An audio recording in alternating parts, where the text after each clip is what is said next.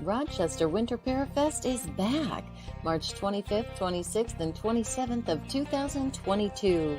Come say hi to Naked and Afraid celebrities Melanie Elizabeth and Trent Nielsen, Haunted Case Files Jack Kenna, Monster Quest Steve Coles, and more. This event has it all: paranormal investigators, UFO researchers, Bigfoot researchers, and even photo opportunities for the kids with Buddy the Bigfoot. Oh, okay, adults too. Come on down and get a tattoo from Ink Master Tony DeVille. There are psychic gallery and individual readings, as well as radio personalities, authors, jewelry, makeup artists, and so much more. It's only $15 per person, and children under 10 are free. March 25th, 26th, and 27th of 2022. For more information, go to WLFE-DB.com. Yes, Winter Parafest is back. Valley Oak Event Center, Geneseo, New York, next to Denny's.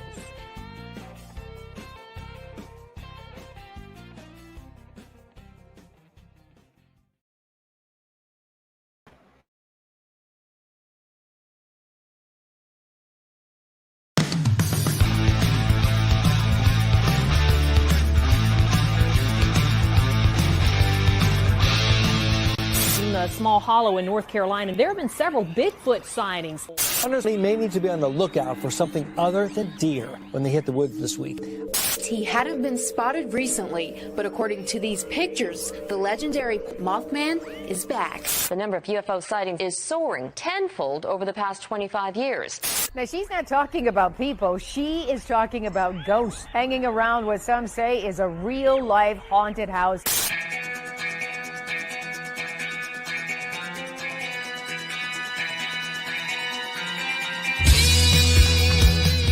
You're listening to Paratalk Radio with Ted Wolf and Psychic Cindy on Paratalkradio.com, a member of the WLFE digital broadcast family. Paratalk Radio is your one-stop for all things paranormal, the unknown, and the supernatural. Join us every Monday night at 8 p.m. Eastern, 7 p.m. Central for discussions and guests on topics such as ghosts, hauntings, Bigfoot, UFOs, and more. This broadcast is rated M for mature and is intended for listeners over 16. The topics, views, and opinions expressed on our show may not necessarily reflect the views or opinions of Paratalk Radio, our hosts, or our sponsors. Now, live from J-Wolf Production Studio in Ontario, New York, here are your hosts, Ted and Cindy.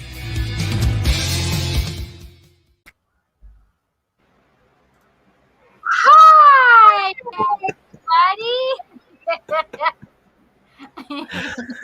Oh, what's going on? Hi, Cindy Poo Poo. How are you? I'm good, honey. How are you? Good. I've been playing in the sun a lot. Yeah, look at your tan face.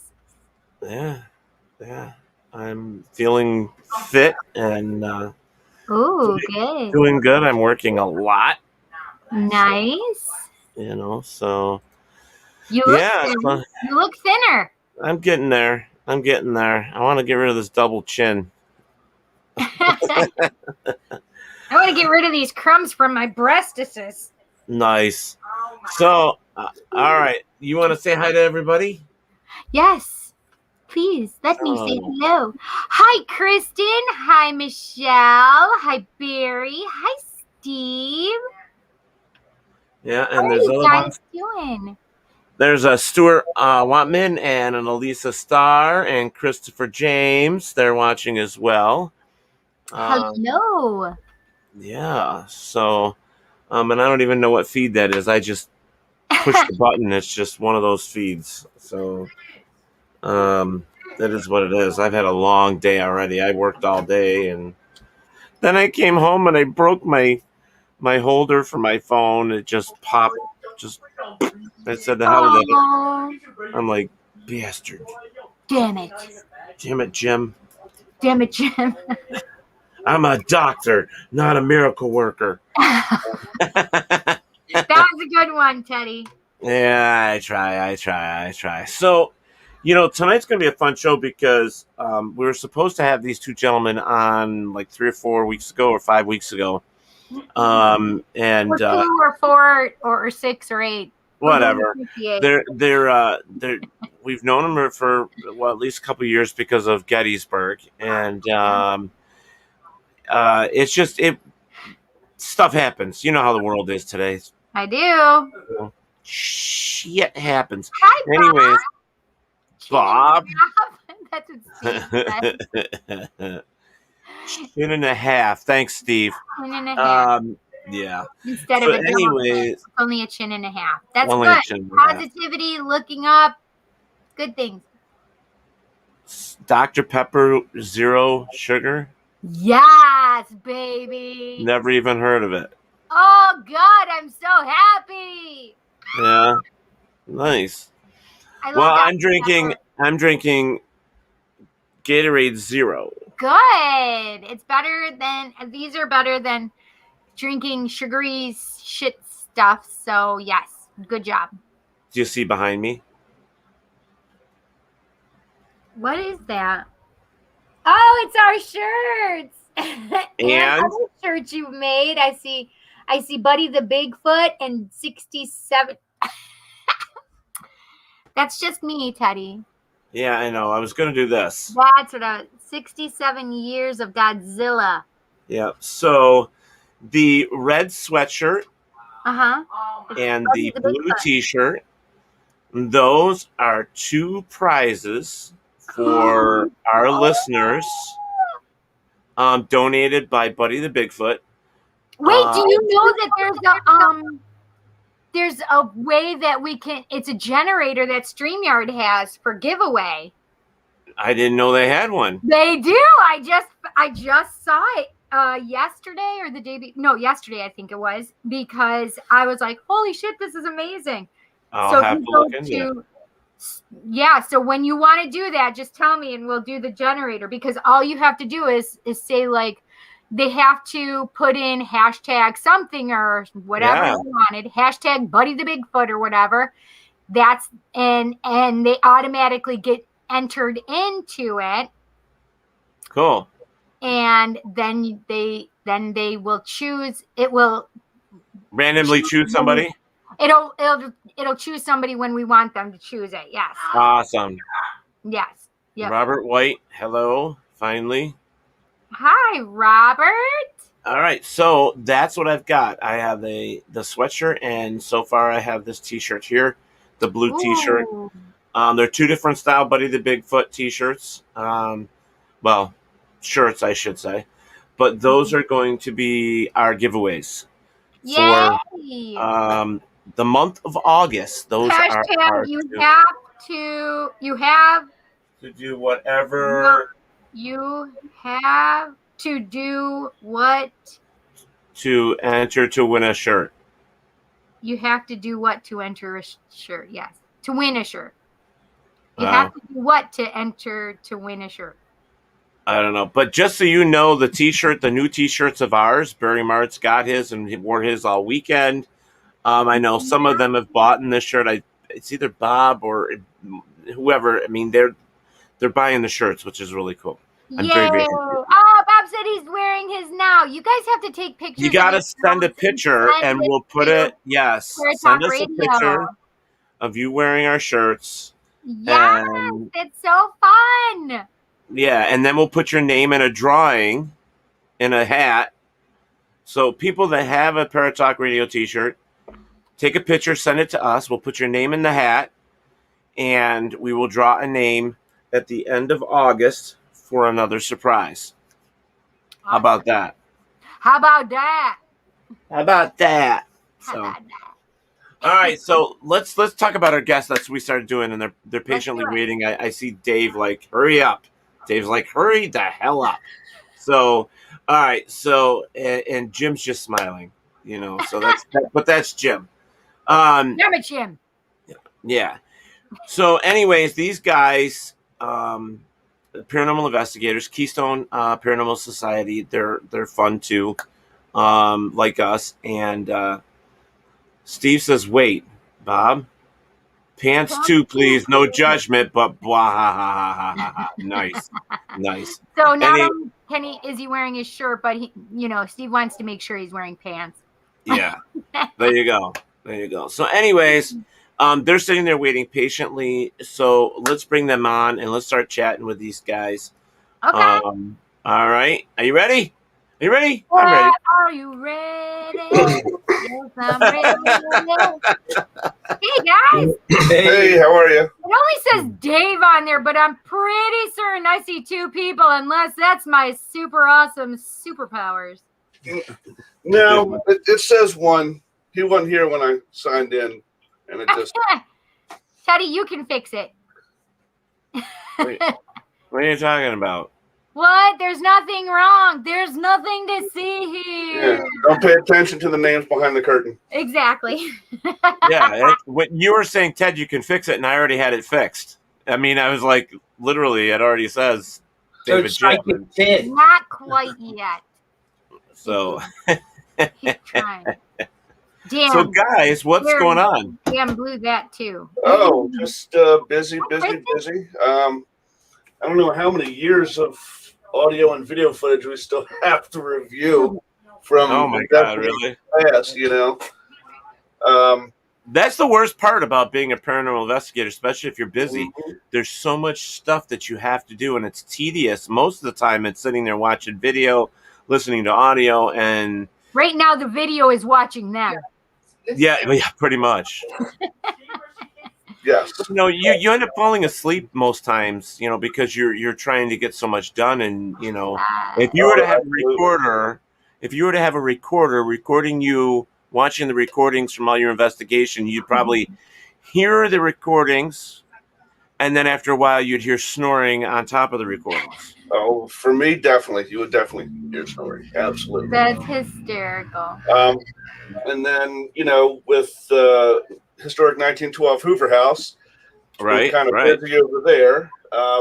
They just had a event in Waynesboro. It was like a little mini horror convention. We had one of the guest speakers staying at the Hoover House, and it was Sandy Johnson, who played Judith Myers, which was the very first victim ever of Michael Myers in 1978. That's one cool. Of my friends was just there. Chaos Unright. Yeah, they were there. Yeah, the Unrights were there. He actually got best creative vendor or something. It was really cool.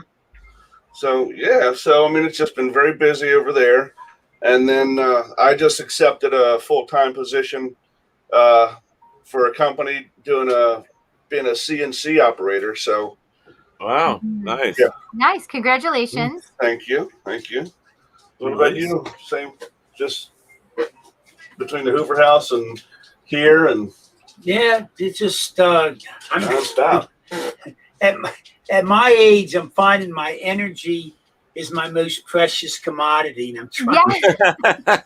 Yes, I understand that. And you got an event or an investigation coming up. I try to save it like a camel,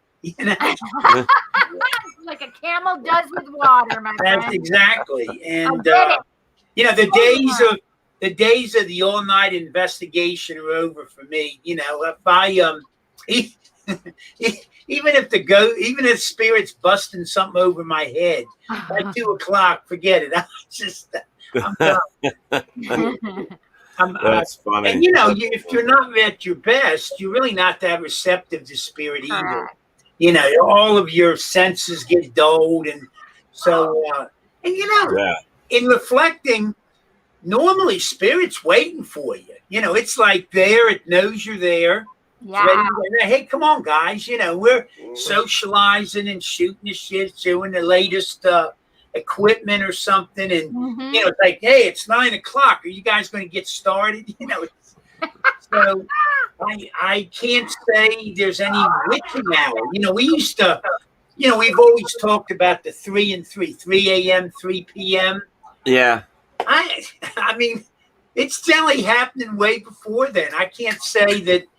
I don't know that we've ever had an experience where like somebody rang the bell. Hey, it's 3 a.m. Now we're really going to get going, And then we're fading. So, Well, maybe Pennhurst. Yeah, Pennhurst was an exception. The first time we did it, honestly, initially we weren't getting all that much. We were like, oh my God, it's about 11:30. We're there till like 6 in the morning. We're like, we're not going to make it. And got the one little crimpy old couch, so we can't all fit on there crashing out. So, and we got into the room with, it's Emily, right? Yep. The little girl, Emily. We finally got into her room, and she just was off the charts. I mean, amidst all the negative forces that are so prevalent at Pennhurst, she was light and love. And you could see the other children's spirits rotating to her. She was taking care of them. And she was coming out. Really, it was pure love. And we were having so much going on. She energized us all, our entire group. Yep. We spent a good hour and a half with her in a session. And when we come out of that, we're like, yeah, no problem, man. 6 a.m., high five. We're good to go. So spirit can have that energizing effect on you. Absolutely. So that was fairly special. One of note in that is they had some little treats set out, with the sweets. Everybody could help himself. And we were in the room with them. We're talking about you. And as we were there, she's telling us like pink is her favorite color and this. And about that time, our one psychic medium comes back from the treats room. And here she goes, I have a special pink cookie for you. And it was exactly the color she had been talking about. So that was, Yep. And because Janet had left and said, I'll go get you a cookie. And while Janet was gone, she came across the Phasma box and said, I really like pink. And it wasn't 30 seconds to a minute later, Janet came back and said, I got this pretty pink cookie for you. Oh my gosh, that's amazing. That really floored us. So that's awesome. Holy shit, what the hell's going on? What the hell's going on? But yeah, I mean, between that and then of course the show moving to your guys' network or moving to Ted's network, which has been fantastic. Yeah. We've had some. Can I have you guys? I'm going to stop you just for a second, Dave. Okay. Can you please introduce yourselves, because there are some people that don't know who you are, what you do. So please introduce yourself. Tell us a little bit about what you guys do and where you came from, etc., and the relationship between you two. Okay. Just because there are some people that may not have been here the last time where we talked about this. So if you give them just a little running synopsis, then they can be like, oh, okay, now we're up to speed. Look at you be all professional. What's up with that? Look at you being all professional. What? Shit, I better be late more often. Well, my name is Dave. This is my father-in-law, Jim. Yes, that's what I wanted you to tell them, that that was your father-in-law. Yep, and we are one half of Keystone State Paranormal Society. And Jim and I formed the team. Well, him and I started in the paranormal field about a little over 20 years ago. First thing we ever did was go to a convention in Gettysburg from the International Ghost Hunter Society.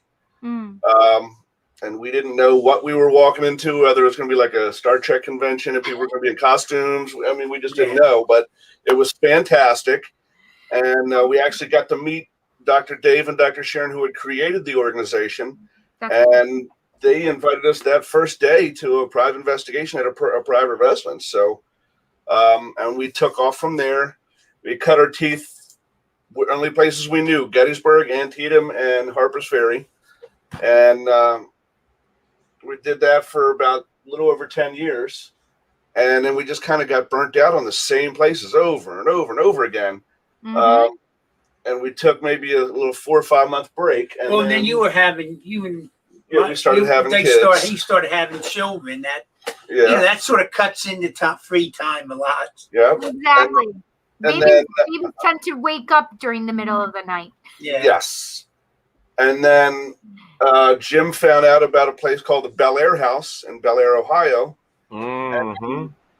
We went there and we met some really great people, people who we still investigate and are friends with today.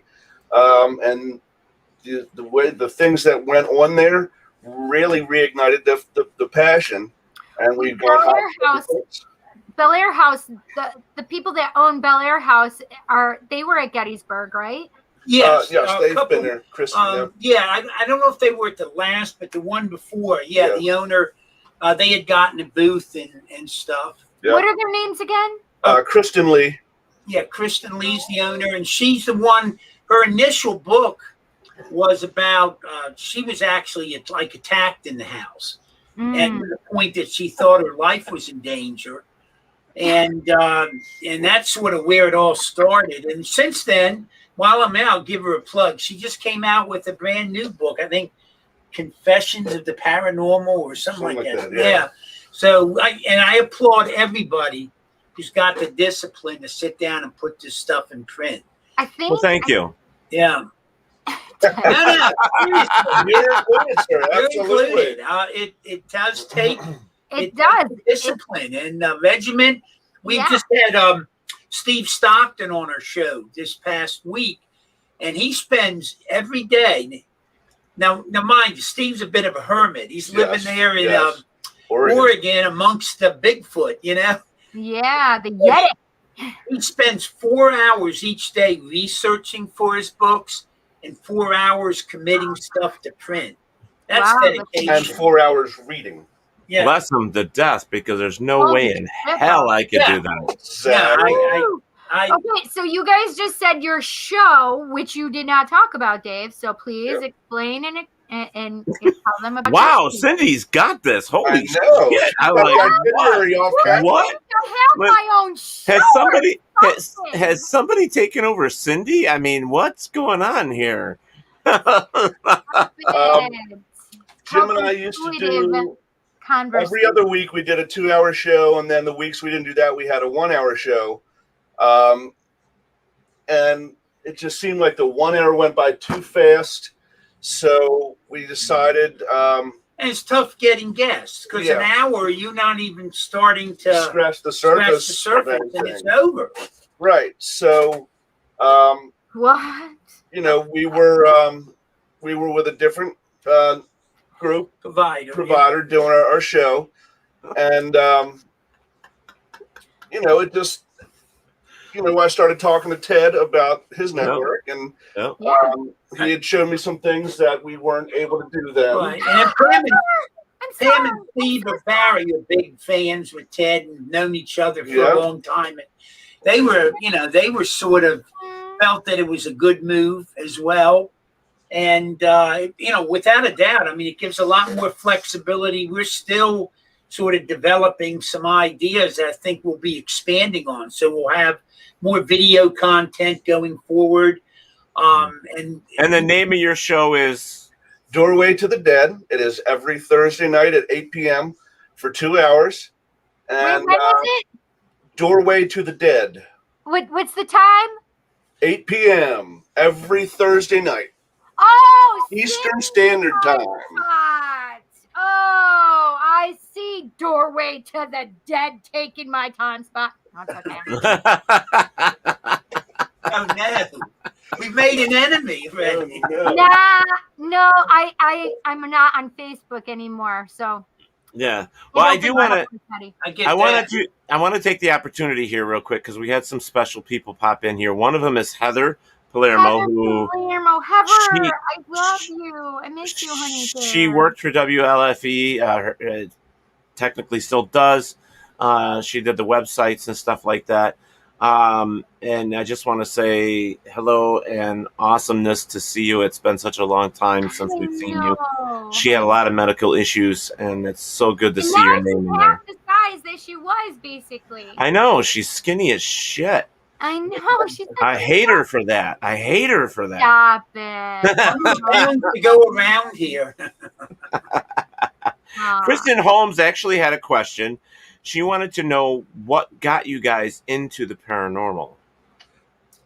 Well, I guess I had my first paranormal experience when I was 5 or 6 years old. No, that's when Dirt was young, right, James? I'm sorry? That's when Dirt was young? Yeah, when Dirt. Yes, Jim has an autographed version of the Bible. Okay. I'm just sorry. It was fun. No. Believe me, I feel my years. But, yeah, we were living in Southeast Washington D.C. in a row home, and there was an entity in that house. I didn't know what it was, but I guess the 2 or 3 years that I can remember while we lived there, if ever I woke up in the night, I could look down the hallway. I had a sister. I'm 2 years older at the time, and we shared the same room, and I could look down the hallway. I woke up at night and everybody was asleep and the place was dark and quiet. I could look down, and at the end of the hallway, there was a glowing entity sitting in this chair. It was one of these little fold-out chairs. And it never had features, but you could see the resonance of light. It was, like I said, glowing. It was sort of like a gray-brown. And if I stared down there, it would get up and start coming to us down the hallway. And it was never a sound. You didn't hear any footsteps. And generally, I'd wait till he got about halfway down, or halfway down toward the room. And then by then, I'm scared and I'm under the covers and fall asleep. So can I ask a question? Do you know anybody else? Because when you said that, I literally saw like a shadow figure move down all of the row homes. The hell was that? I'm killing my child softly. Oh, okay. You know, I got him on a stretcher or something, and somebody's cranking the stretcher. Okay. You know, at that point, I really didn't know if, it's not something I really knew anything about. So I really never anybody else talked with any. Yeah, that's an interesting concept. I literally was seeing it moving back down through everybody's. Well, I do wind up in this story, have a verification from my sister of all people. What transpired is the one time note, though, he's coming down and I'm bold that night. I said, I'm going to look at this guy. So I waited till he got right on the edge of the bedroom. And when he did, I mean, again, no features. You could make him a perfect shadow person. And he got right to the doorway. And so I'm under the covers and my heart's beating a mile a minute. I thought I was into there forever. When I came out from under the covers, he was standing right next to the bed. Well, I screamed, I'm screaming. I called him the gray man. I'm like, the gray man. My dad comes running like, what's the matter with this kid, And, but I have very strong recollections of this. Years went by. And here, one time my sister comes out of the blue and she says, do you remember the gray man? And I played dumb. I'm like, nah, what are you talking about? And her recollections were like pretty much on target with what I saw. And in reflecting, we actually think it was maybe a guardian angel or something like that, just coming to check on us kids. I didn't have any knowable gifts at that time as to energies, good or bad, or anything like that. But I saw him. I mean, it was any time. And he didn't follow us. We moved from there to across the border into Maryland, Prince George's County, and he didn't come with it. That's one thing I was sort of looking out to see if the great I don't think he would, because I feel like there was some reason in that area for him to be. And that said, there were a couple instances, at least 2 that I know of, where my life got in jeopardy. Like one of them, we had a floodplain. And of course, a creek attracts a young kid. So we're out there near the creek. My dad always told me we couldn't be out there like after a thunderstorm, but it's raging so much. So one time I was out there, the whole bank washed away, and into the raging waters I go. I had a friend of mine, several years my senior, and he jumped in and actually saved my life. So, a couple of times I had things like that happen. So, and, I'm probably dumb and stupid and needed a guardian angel, But that really, I guess that started me thinking. And so I always had that interest. And then later on, when I think it was like the mid-60s, 65, Frank Edwards came out with a series of books of like Stranger Than Fiction and a number of like that. And they were all these stories of paranormal and unusual that were all documented, and mostly news stories around the world. And I read them religiously, and then would actually, where possible, we didn't have the internet, you could try to verify the stories behind the story.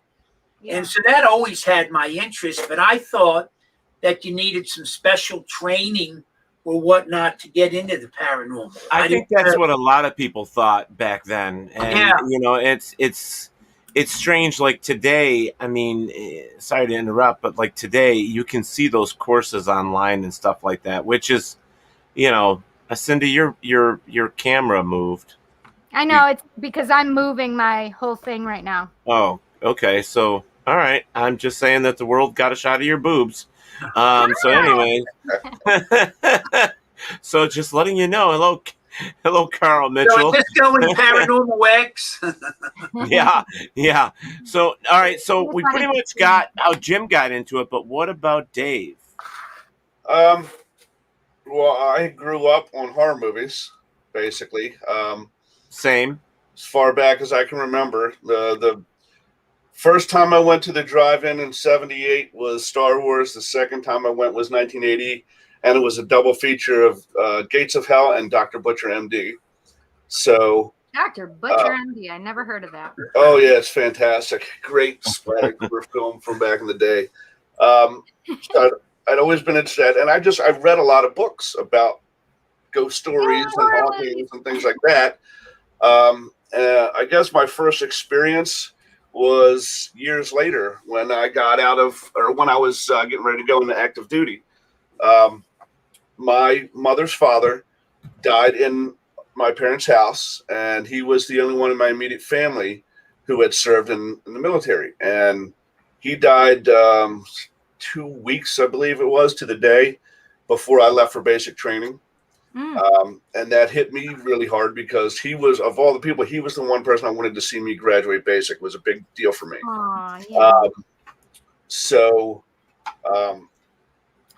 I could swear that I heard him say something to me at the viewing before the funeral, but I don't remember what it was. I just remember hearing his voice.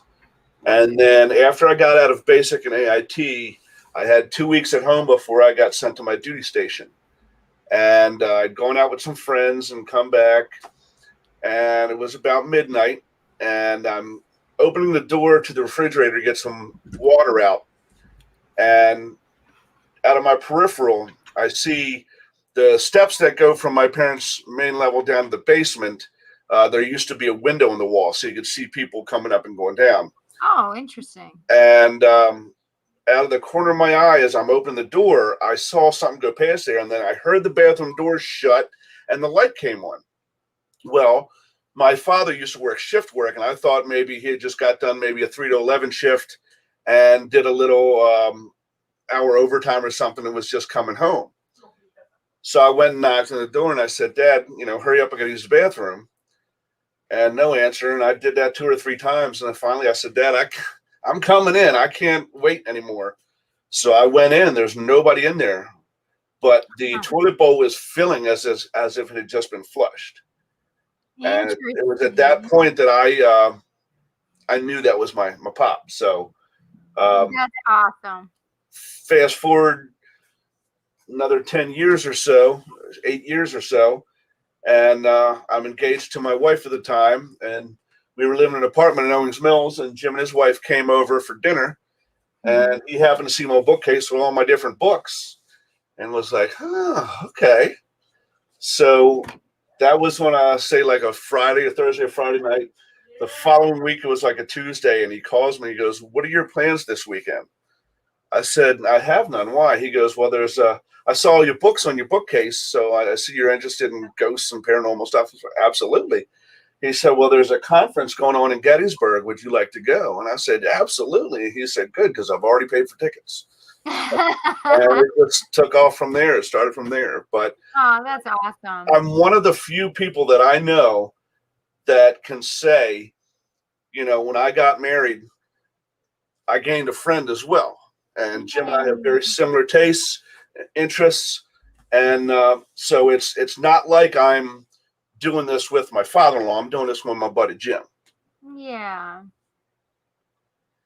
But it's changed so much. I mean, when we met back with Kristen and the Bel Air house and a number of individuals with her, it really did renew our interest, and it sort of took us to another level.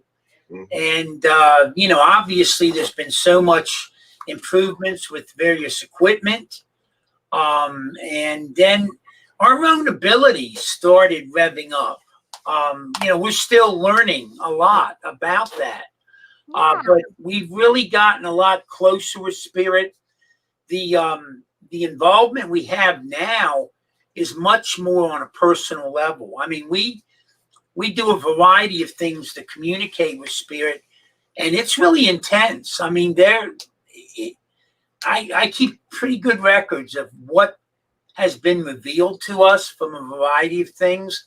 At our current place, the Hoover House, that we started it's a bed and breakfast, but it's also quite haunted.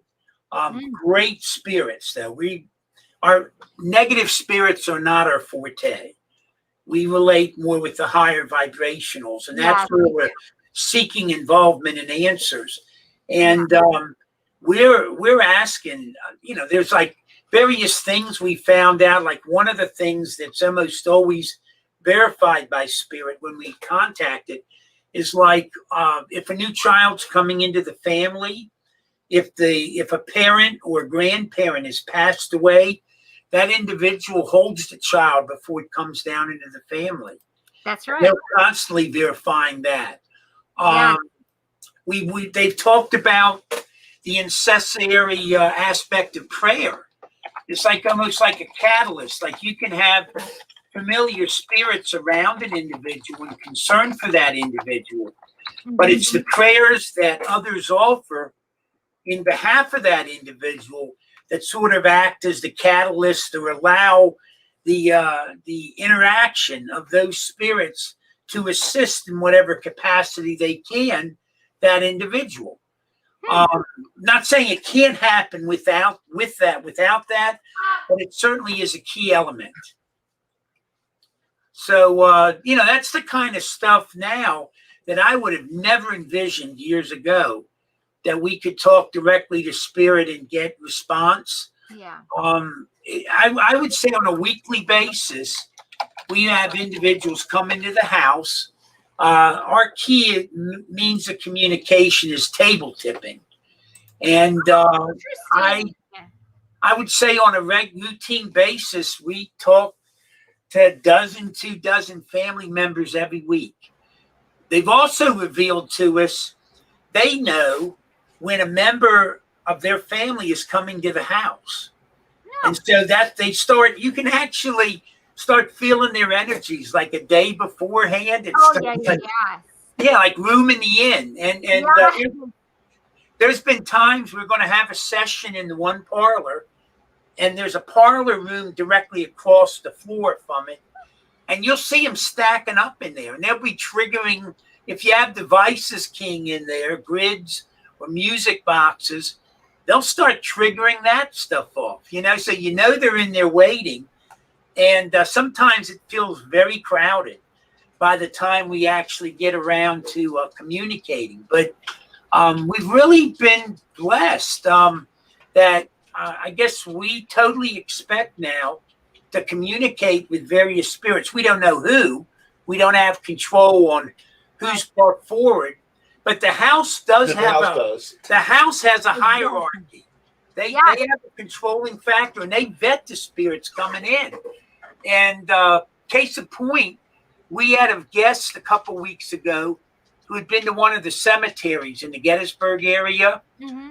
And it hadn't attached to him, but there was a spirit following him around and came back to the Hoover House with him. We didn't know it.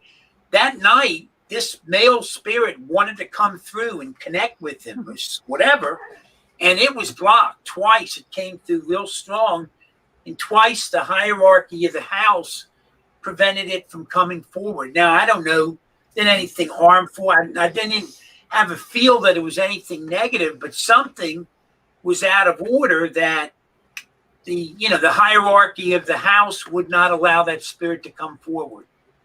That's the kind of stuff we see on a routine basis.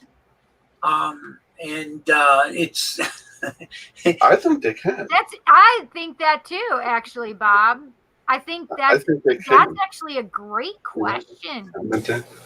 I wonder if ghosts or spirits can travel up and down the time stream visit. I believe they can. I believe so. I think that's a very valid point. I'm just going to take a moment and think about that. But I want to say, Kristen did say earlier, thank you for your service, for your military service. The funny part was I was going to say the same exact thing. So Kristen said it, and I was thinking it. So it's my honor. Yeah. So we appreciate you, and your granddad too. So. We've asked Spirit before about the whole time continuum and said, is there time? Because a lot of people will say, well, really. They've answered us before and said, of course there's time, because otherwise everything would happen in the same instant. Well, it kind of, so how I understand it, how Spirit has made me understand it is time isn't like what we think of as like this on like a single line. Yeah, it's not linear.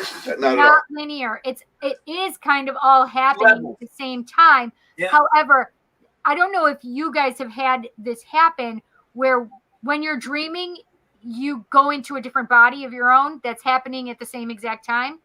Yeah. So I've lived lives that I know that are future lives for Cindy, and I've had past lives that are for Cindy. Wow. And I also know that there are parallel lives of Cindy as Cindy is right now. However, she's on a parallel life. Now, what do you think the purpose in that is? That you would, in other words, that you would be able to say future lives and past lives and still have a remembrance of that. Because see, that's one thing I've never, there's events that happen. I'll be reading about them from a historical base. Right. And it's like the deja vu. It's like, wow, I know that. I get emotional. I can maybe even start to cry. It brings a really good memory. But I'm like, why? I don't know anything about this. So the reason is because you have either already dreamt of that moment or you've already experienced it at some point. And when there are deja vu moments, like this is, of course, my opinion, right? Because these are why and how they come to me, is because it's like a little measure for us that, okay, you're on the right track. Like, so if we get off track, we can then bring ourselves back, though we may not be consciously aware of it. Somewhere within our higher selves, we're conscious of that. So when we have those deja vu moments, I literally, when I went to Florida, I had like 2 or 3 different moments of deja vu. Chad, stop it. Oh my gosh, my son. You ever just want to smack your kids? I mean, as a parent, I'm going to answer for everybody. And Teddy, who has no children, but would like to smack my children also. Just have those moments. He knows what I'm doing. And he's like, man, what are you doing? Crazy. Anyway, so for me, the reason I remember these past lives and these future lives, there has to be a relationship to my lifetime as Cindy now. So the reason I needed to know that parallel lifetime of Cindy as me, as the other Cindy, and living that life during my sleep, it's because I needed to know that the boy's father actually had another him and I that were actually amazing and happy and lived this amazing life, and that he was a different person. He's not always going to be the same person. And I guess somewhere I needed to know that. However, I felt cheated, and I woke up crying when I realized I had this same man again. I don't think I'd want to know. I don't. But it was good for me. It was good for me to know that there was it was okay for me to move on and away from him in this lifetime, right? To know that he wasn't in the place and space to be that other person. He never would be this person because that person exists someplace else. So it was like, for me to know and understand at some point you're going to move on away from this and you don't need this in your life, right? So that's why I had that for that ex, the boy's father. See, for me, I don't think I would want to know like the parallel Teddy. I mean, I don't know if I would want to know that. I mean, yeah, no, it's not always easy, right? It's not always easy having all of this information. It really is. Would you worry about that parallel Teddy? You know, it's dealing with yourself. Let me personal experience. I do not. I say that's amazing for that Cindy, right? And that's amazing for that, for their dad, time period, right? Yeah, or whatever it is. Yeah, it was perfectly supposed to be where it was for that time frame. However, do you think it wasn't supposed to be for me in this time period? Do you think there's shared knowledge? So I know that. So it's like waking up and not understanding things, and I'm sure that if that Cindy had woken up in my life, she'd be like, "What the fuck? Who the fuck is this? Because this is not my husband." Yeah, right. I don't know I don't know what Cindy has this husband, but I feel sorry for her. Like, literally, she would be like, she would feel very upset by where she was. Right. And I understand that. But it was more. I think that's why I don't want to know. You know, I wouldn't want to know because, like, you see it even in movies where they talk about stuff like this happening, and you know, so like the good guy Teddy, like here, could be a thief or a murderer in a parallel time. You know, it's easy for us to jump in our other bodies. Yeah. I know that sounds weird, but that's the only way I can explain it. I wouldn't want to be a stripper in another life. No, I mean in another parallel world. No. See, no. And my thing is, I would be constantly stressing out afterwards, like, did me having this knowledge disrupt that timeline somehow? So is it possible? I don't know, to be honest. I've thought about those kind of things myself. Like, oh my gosh, so me going into my future self, how did that change? Because I can remember going, what the fuck? Where am I? And not understanding and knowing where I am. But I was a rebel fighter. Literally, it kind of reminded me of like Star Wars and Star Trek and stuff like that, because it was literally in space. It was things going on. And I know that, so the parts of that lifetime, I needed to know that I was a rebel, that I was fighting the good fight, right? Not accepting the man, you know, the controlling factor of the politics. I think that's why it's important in this field, though, to keep our minds open to new and novel concepts, because you know, like they always make fun. Everybody says, "Oh, I'm a paranormal expert." How are you a paranormal expert? I love that. I love that. No, it's a bunch of crap. I mean, it's I love that. If you think you know all the answers, you're sadly mistaken. You really are. And quite honestly, I don't want to know all the answers.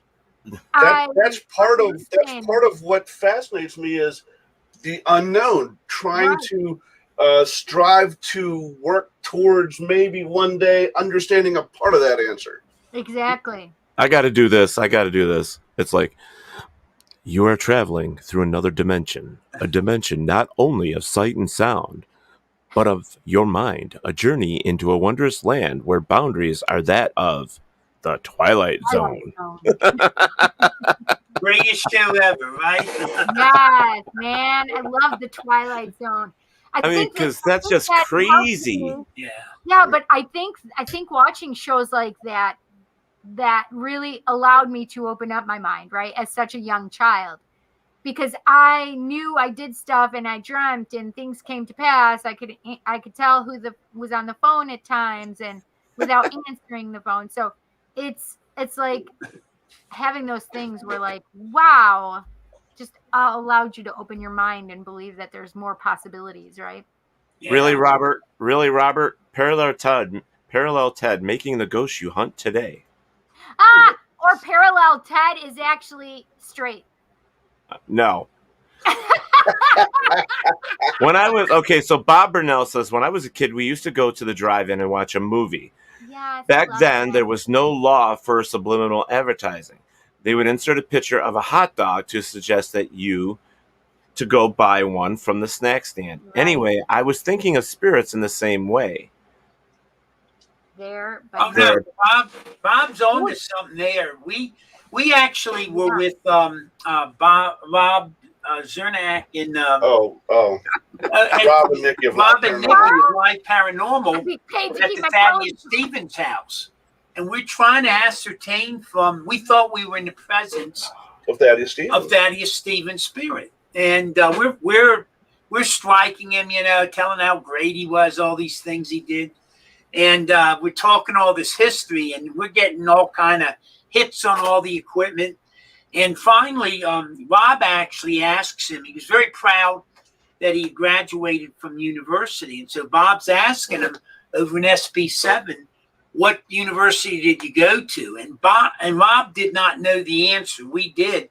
And you hear amidst all the click, click, click, you heard it say Dartmouth. And that was it. And we all and he goes, I heard Dartmouth. And we said, no, and that just blew us all away. But right before that, we heard spirit when we were recording the EVP. Mm-hmm. You heard a voice say, ask him what college he went to. Something put that whole, and then I asked Rob, what college did he go to? But you could hear an impression from the spirit putting that impetus into my mind to ask him that.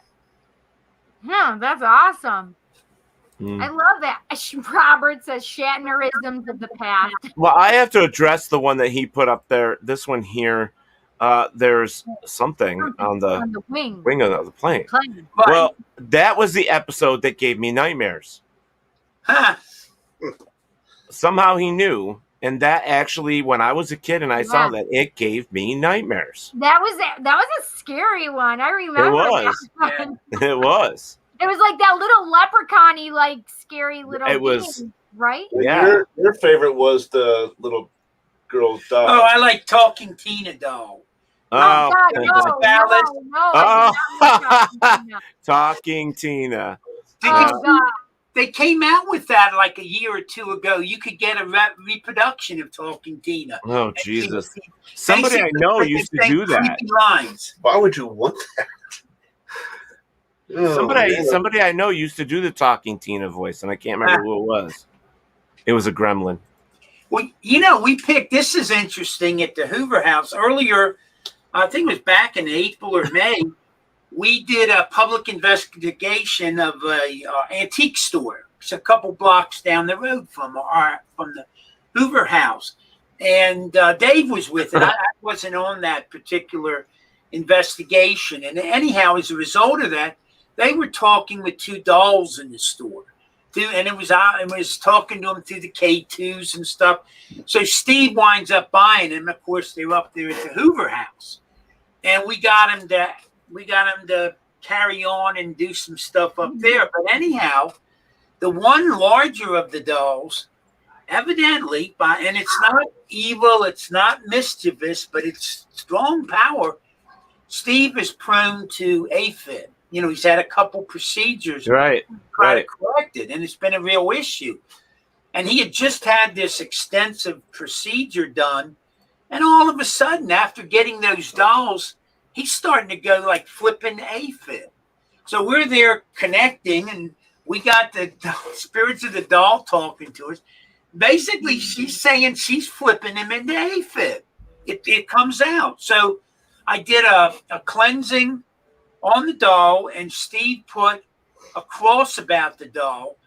And since we did that, he has not had issues with AFib. The doll's still there, but really it came out in the thing that it was this doll that was causing them to have these bouts of AFib. And we've all, in our minds, oftentimes when you're doing this session, you'll hear voices in your head, or you'll see lighting in your head or something.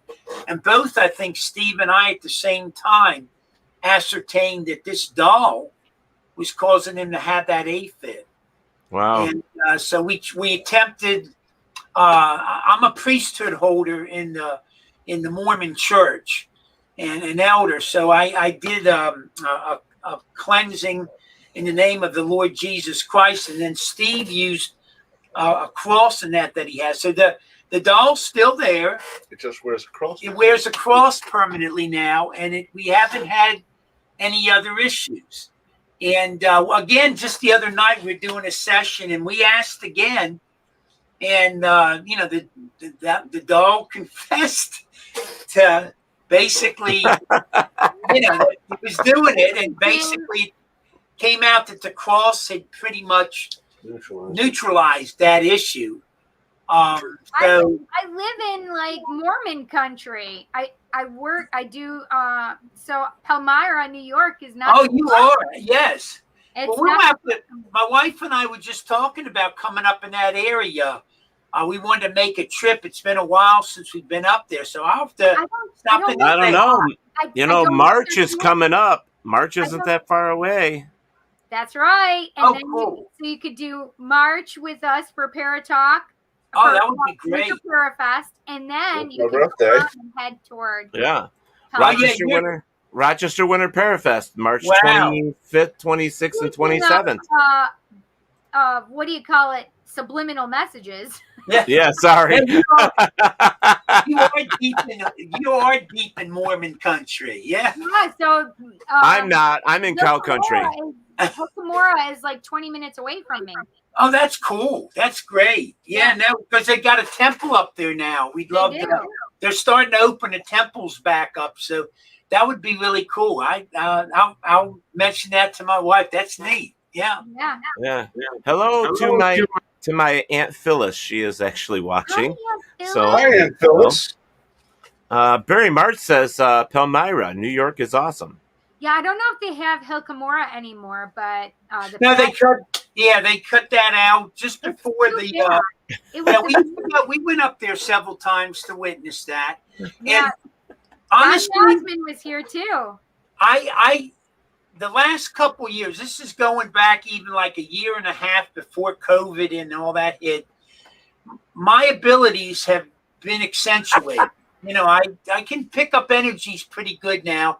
I can ascertain the quality of that energy, whether I want to avoid it or not.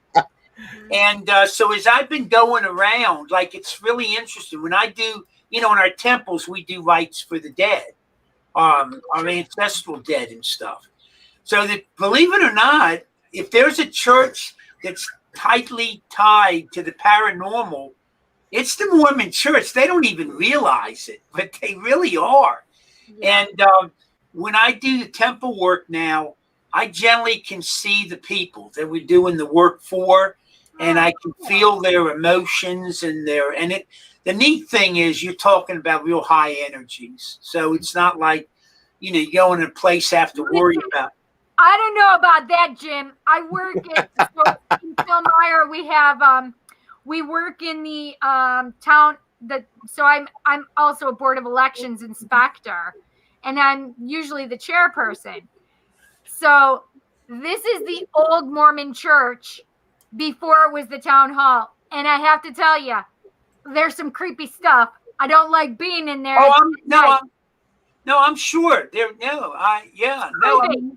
And the early history of the church, a lot of weird stuff went down. Absolutely, and it's creepy energy. Yeah, Palmyra. I'm gonna interrupt because isn't it Palmyra that they were talking about the Satanistic? Like there was it's known for that as well. Yeah, for the Satanistic community or something like that. There's Satanism in Palmyra, and there's also Mormonism. Yeah, What a place to have it. Could you see a line drawn between the roads and then throwing shit at each other across the road? Listen, I will never live in Palmyra. No, religion gives spirits a lot of power. I mean, there's no getting around it. Whatever, again, not specific to any one religion, but You know, you are talking about spirituality on any plane, whether it's negative or positive, and so you are giving spirits voices. And to think that you're involved in any kind of church activity and you're not creating stuff, forget it. Yeah. Oh, these guys in the chat room are killing me. Yeah. They are. Well, Steve Barry's in there. Yeah, you got Steve Barry. He's a joker. You know, what you going to do? Love Steve Barry. Yep. So you got, he's making, there's references to Roddy Piper in here of the movie They Live, and that's what that's about, the sunglass versions. And then Steve Barry is saying, I'm here to kick ass and chew bubble gum. All out of bubble gum. And I'm all out of bubble gum. So yeah, there's, I live by 9 cemeteries. Kristen, she kills me. It's only Kristen. I love Same it. person that says she's never been here. First time for He has Kristen. not said that tonight. And Spurks is like, go ahead, promote your merch. Well, the only reason that I put that up there with the T-shirt flashing is because everybody in the chat room was talking about. We were talking about subliminal messages, and then of course. Then, of course, Bob Burnell and Barry Martz and even Robert White were saying, for some reason I bought a T-shirt. I bought merchandise. So that's why I flashed it. So come on, let's buy some more stuff here. So we have to take a short break, guys. It's we're 1 minute over. No big deal. Robert says, if she kills you, then she has a lot of options of burial places. Yes, I guess she does. So... and Cirque says, and Steve is so way out of bubblegum. All right, so guys, we're going to... Right. So guys, we're going to take a short break, play a commercial here real quick. Don't forget to like, follow, share, subscribe, and all that good stuff. Share us out to your friends. Cindy says all the time. Pass it around. We like it. Exactly. And when we come right back, we're going to talk about a couple events that are coming up that we want to promote. And then we'll get right back to Jim and Dave from Keystone Paranormal. So, guys, don't go anywhere. We'll be right back. Right back. WLFE Digital Network is now on digital television. If you're into ghosts, Bigfoot, UFOs, and the creepy, then WLFE has a TV channel for you, Paranormal View. Watch all of your favorite WLFE video talk shows on one channel. Shows like Paratalkradio, Step Into the Paranormal, Skeptical Help Bar, The Creepy Parlor, and more. Looking for something else?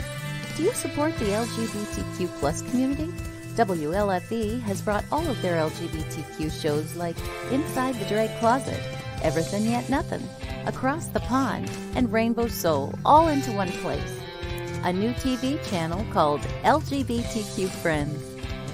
The third channel is Variety Unlimited. Here you'll find a wide variety of talk shows you know and love, like Just Cindy, Card Pulls and Coffee, Real Talk with Dom, The Bipolar DMs, Meet the Author, and Movie Review 5. The best part of watching these shows is that they're all available to watch at one location, one website, WLFE-DB.com.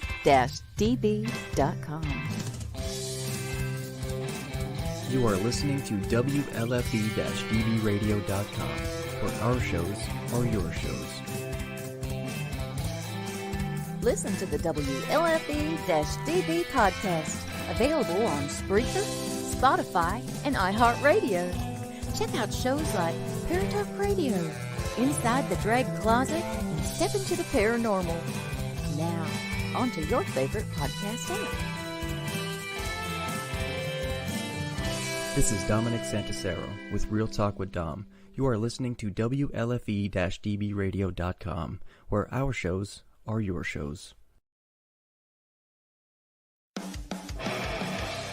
Hey guys and dolls, this is Casey DeVille, the better half of DeVille Inc., Baltimore, Maryland. If you're ever in Baltimore, stop in and see me and Tony. Invisible Bree, 5920 Eastern Avenue, Baltimore, Maryland, 21224. Give us a call if you're in the area at 410-400-9641, or look us up on the web at DeVilleInc.com. DeVille Inc., where we specialize in you.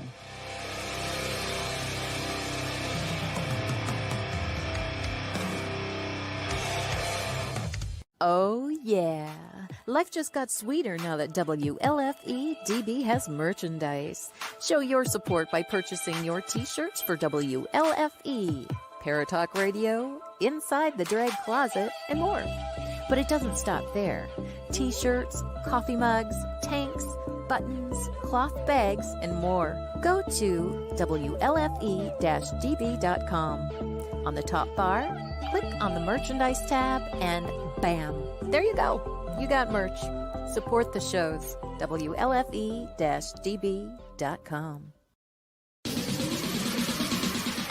You're listening to WLFE-DB Radio. Now, back to our program. All right, so we're going to talk about, real quick, the Gettysburg Battlefield Bash. That is coming up August 20th, 21st, and 22nd. Are you guys going to be there? Well, let's hold on one second. Let me see if I can get this to work. It's not doing it, but I was trying to get that switched over so it would do it. But anyways, Gettysburg Battlefield Bash. That's at the Wyndham in Gettysburg, PA. Always a good time. So get your tickets and join us. Now I got the hiccups. Oh my gosh. Second one here is the Para-Unity Expo, which is September 25th. Yes. Excuse me, in New Jersey. I got the damn hiccups. What the hell? So make sure you get out to that. And then, of course, we want to talk about the Mass Paracon. Oh, my God. The hiccups are killing me. Mass Paracon, September 17th through the 19th. Make sure you get your tickets for that. And then, of course, Portland, Maine Paracon, which is October 9th, 2021. So if you're close to Portland, Maine, you can go to that one as well. And then, oh my goodness, Cindy, hiccups are terrible. And then, of course, Rochester Winter Parafest, which is March 25th, 26th, and 27th of 2022, right here in New York in Geneseo. So we're going to have a lot of fun there. And don't forget this guy. This guy will be traveling everywhere this year to all the events that WLFE is going to. And so make sure you check out Buddy the Bigfoot. He's got a coloring book and a whole bunch of other stuff. So make sure you check him out. All right. So now that we're back and I have hiccups, I'm being punished for having. That's why I have hiccups. I'm being punished. What is that? Ice cream? You suck balls. Why, yes, I do. Me too, but not if they're sugary. Yeah. All right. I did bring something. Plenty of gum to go around. Nice. All right. So try to catch up here with some of this stuff. Let's see. We are at I put it in there. There's that. Okay. Gremlin, Bigfoot in Chicago, and that's a mob boss. Bigfoot. There you go. Cirque says, just got here, just finished supper here in Arkansas. I know it's Arkansas, but I say Arkansas. Steve says, you know what they say about Bigfoot, don't you? Big shoes. And that didn't hurt. Cemetery loafers for Chicago. What was I doing?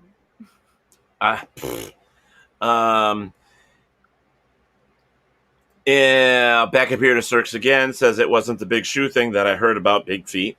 Bob Brunell says, all of a sudden I found myself on a website buying t-shirts. That's a while ago. Yep, we got that. I'm trying to catch up here. Quick, Ted Vanson, look in the mirror. They say a scar can help cure the hiccups. Didn't hear that one before. A scare can all right. As Steve says to Cindy, stop it. I don't know what it is. My boots can stay clean now. I don't know what that's about. Gimme oh stick. You missed one though. Hello, Ted and Cindy by Patricia Santasario. Thank you for joining us. Bonnie Swift. Patricia. Hello, Bonnie. We're going to see you August 6th. We're going to see you for that investigation in the funeral home down in Hornell, New York on August 6th. So we will see you there. Perfect. Yeah, Wait, so you that tell me the time for that and the Yep. address. I will get you all of that, or you can just meet and follow us or whatever. But yeah, so we'll see you at that one. It's our first funeral home. Guys, have you guys ever done a funeral home?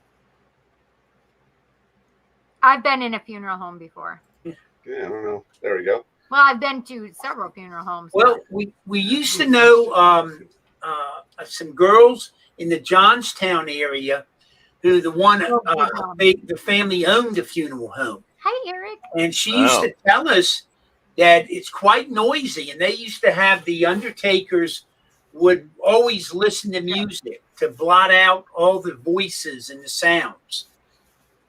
So that she said that was really quite shocking when they would run recorders in there and pick up a ton of EVPs. I wonder why that is.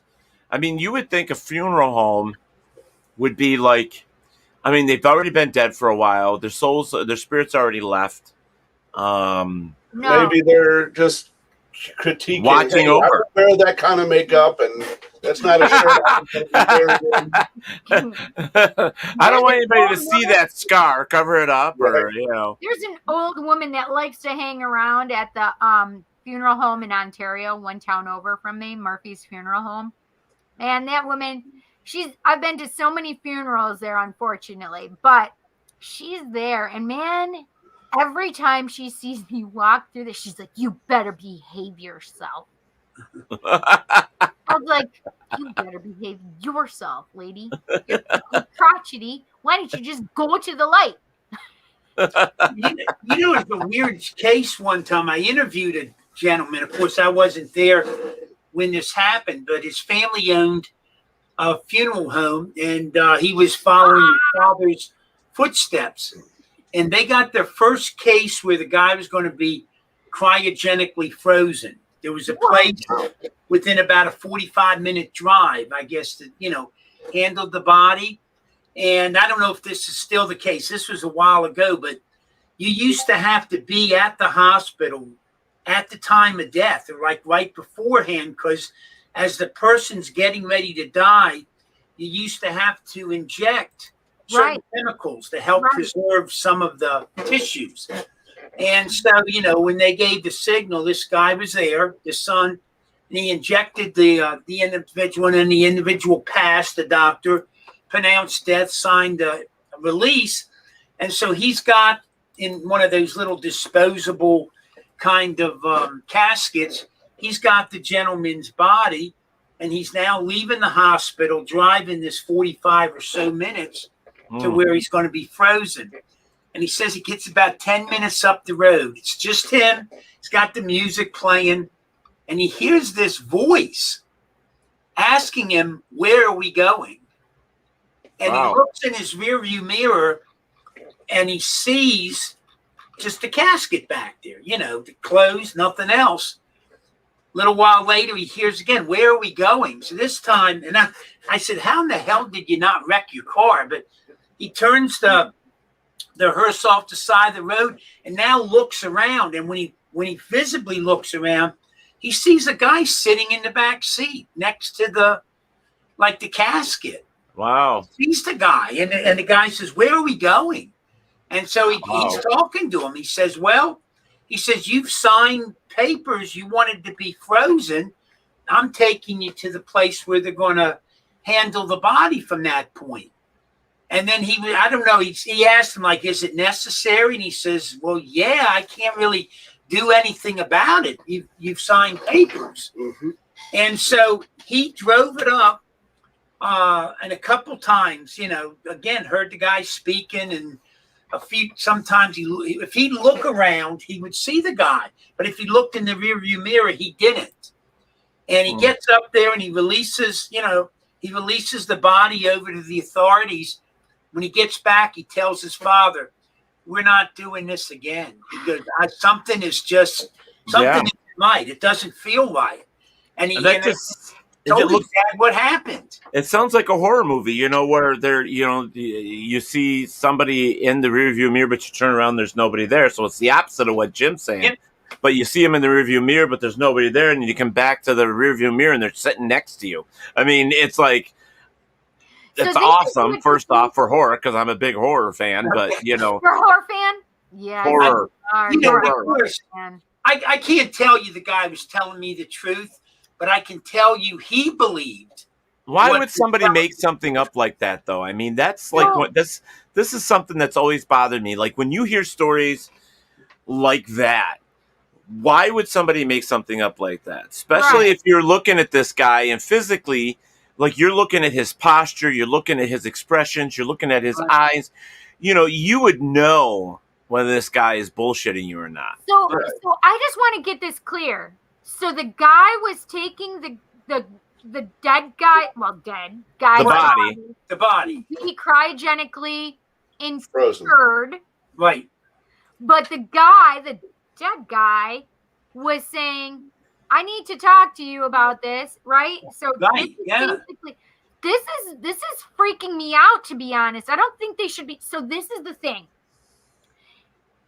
That, to me, has a lot to do with, like, when I see people who have dementia or people who are in sometimes comatose states, or even drug-induced comas, and people who are only living by the machine. Does that make sense to you? Yeah, it sounds like it's against their free will. They're always tethered to their body.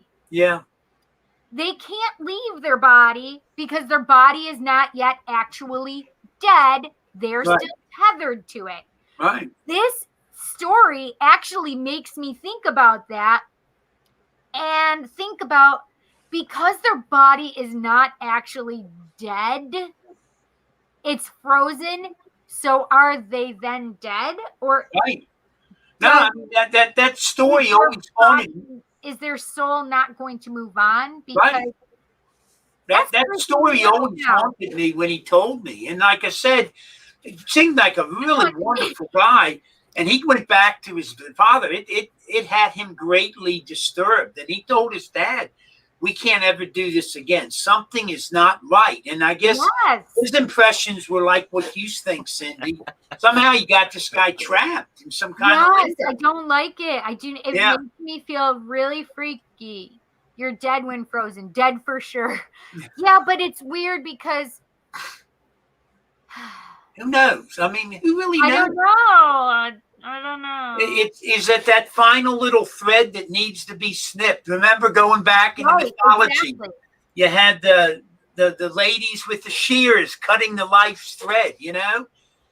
Yeah, and it does sound a little odd and a little weird. That's why I threw in there about the free will, because even if you sign something saying that, okay, I want to do this, or you're able to do that, if you think about a religious stand for, a faith, you're not, God didn't make you to, didn't allow you, or it wasn't in his plans to allow you to be frozen and to be, you know what I mean? You're giving up your free will of life and blah, blah, blah. It was never supposed to be that way. Right. So it's almost like the thing of playing God, but I'm just saying it just sounds off to me. It's like, I want to bring this up. Can you bring up Steve Barry's last one? Yes. Okay. So this one? Yes. So this is the thing, is remember how I told you guys that in my dreams I walked into my other life? Yeah. The only thing that just came to me is kind of like this. It's called a walk-in. So Steve, let's say death is the frozen aspect and they bring that body back.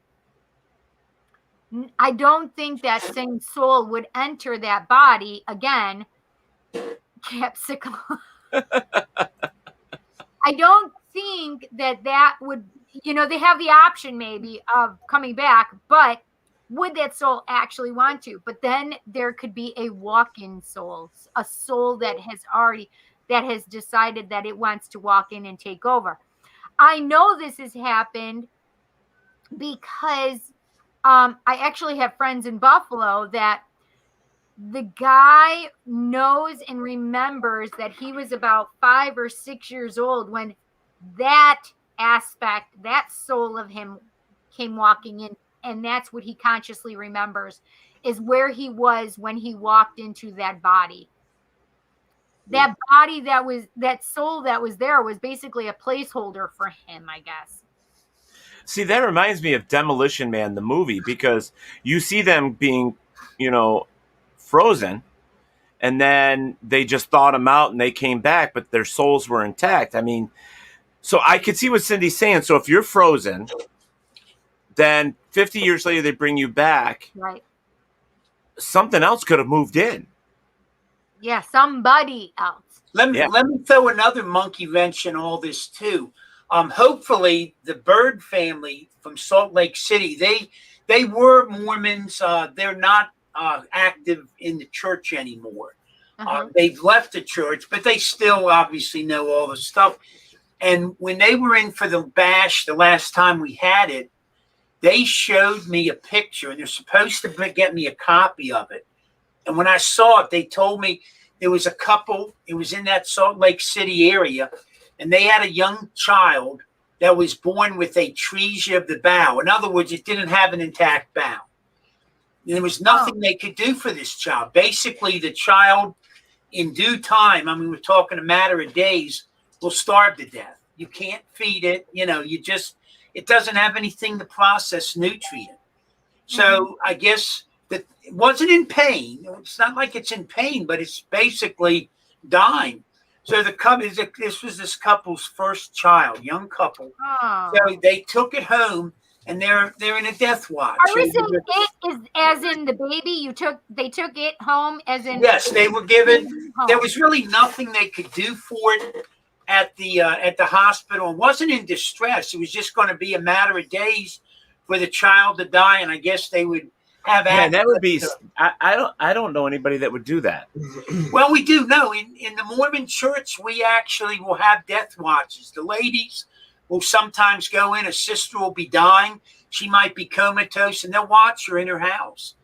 And then for all the authorities, we've done it, and we've given blessings of people getting that. I've blessed people who died during the night and had like heavenly messengers come through to help them and stuff. Really, some real high spiritual stuff. But in this particular case, so they're home, and you see somebody took a picture. I think it was the guy's wife, and you see the husband praying over his child.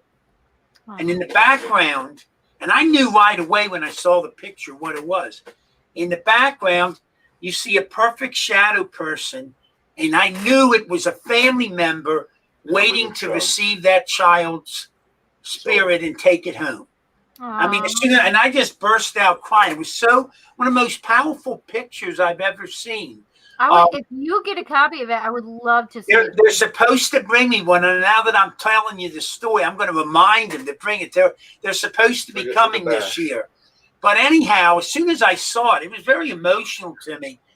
And so here somebody from the family's waiting to take that child's soul home. And I myself have lost a child at 4 months, so I'm particularly sensitive to that kind of loss. Right. And so take that into account when you have family waiting to complete this cycle, and their mortality is over. They've accomplished gaining that physical body, even albeit for, just a short period, with this other where you're interfering with that process. And to me, it even further states complications that our technology might affect on this whole, the way it's supposed to be. Did you guys see something weird with my back? Yeah. I thought it was right back here, though. It just looked like something weird, but I don't know if it was just me, if it was my camera, or if there was I saw a little aberration back there. There was something weird. I was like, what the hell just was that? We've often lately, when we've been doing the Hoover House, Dave generally will be upstairs in the office. We do our show over there, so he's down in the bar area on the laptop, and I'm up in the office on the PC, so that way we don't have any kind of interference. Yes. And constantly I'm up there seeing things. mist come around and walk by. Last week, and I didn't tell you this, while you were up there and seeing something, I was having stuff crashing in the green room. Oh, yeah? Yeah, I had like 2 or 3 things crash and sound like it was falling down. So Wow. Yeah, I think they are interested in what we have to say. Well, we're not at our studio anymore, but when we were at the studio, stuff would happen to us at the studio all the time. And there they liked electronics, and there they would shut stuff off on us. There they would, move stuff. They would cause all these little problems, and so now at home, like Cindy's living in a house that's got stuff. I'm living in a house that's got stuff. I always have, since I've been here. I moved before I even moved in here. When we were looking at it to rent, when I was looking at it to rent it, I came with my best friend. I'm like, you want to go look at this house with me? She's like, hell yeah. And she's like, okay, what did you think about the house? I'm like, so I know about the portal. She's like, okay, I just wanted to make sure you knew about the portal. Because both of us have gifts. So she's like, okay, before you move into this, let's talk about the house.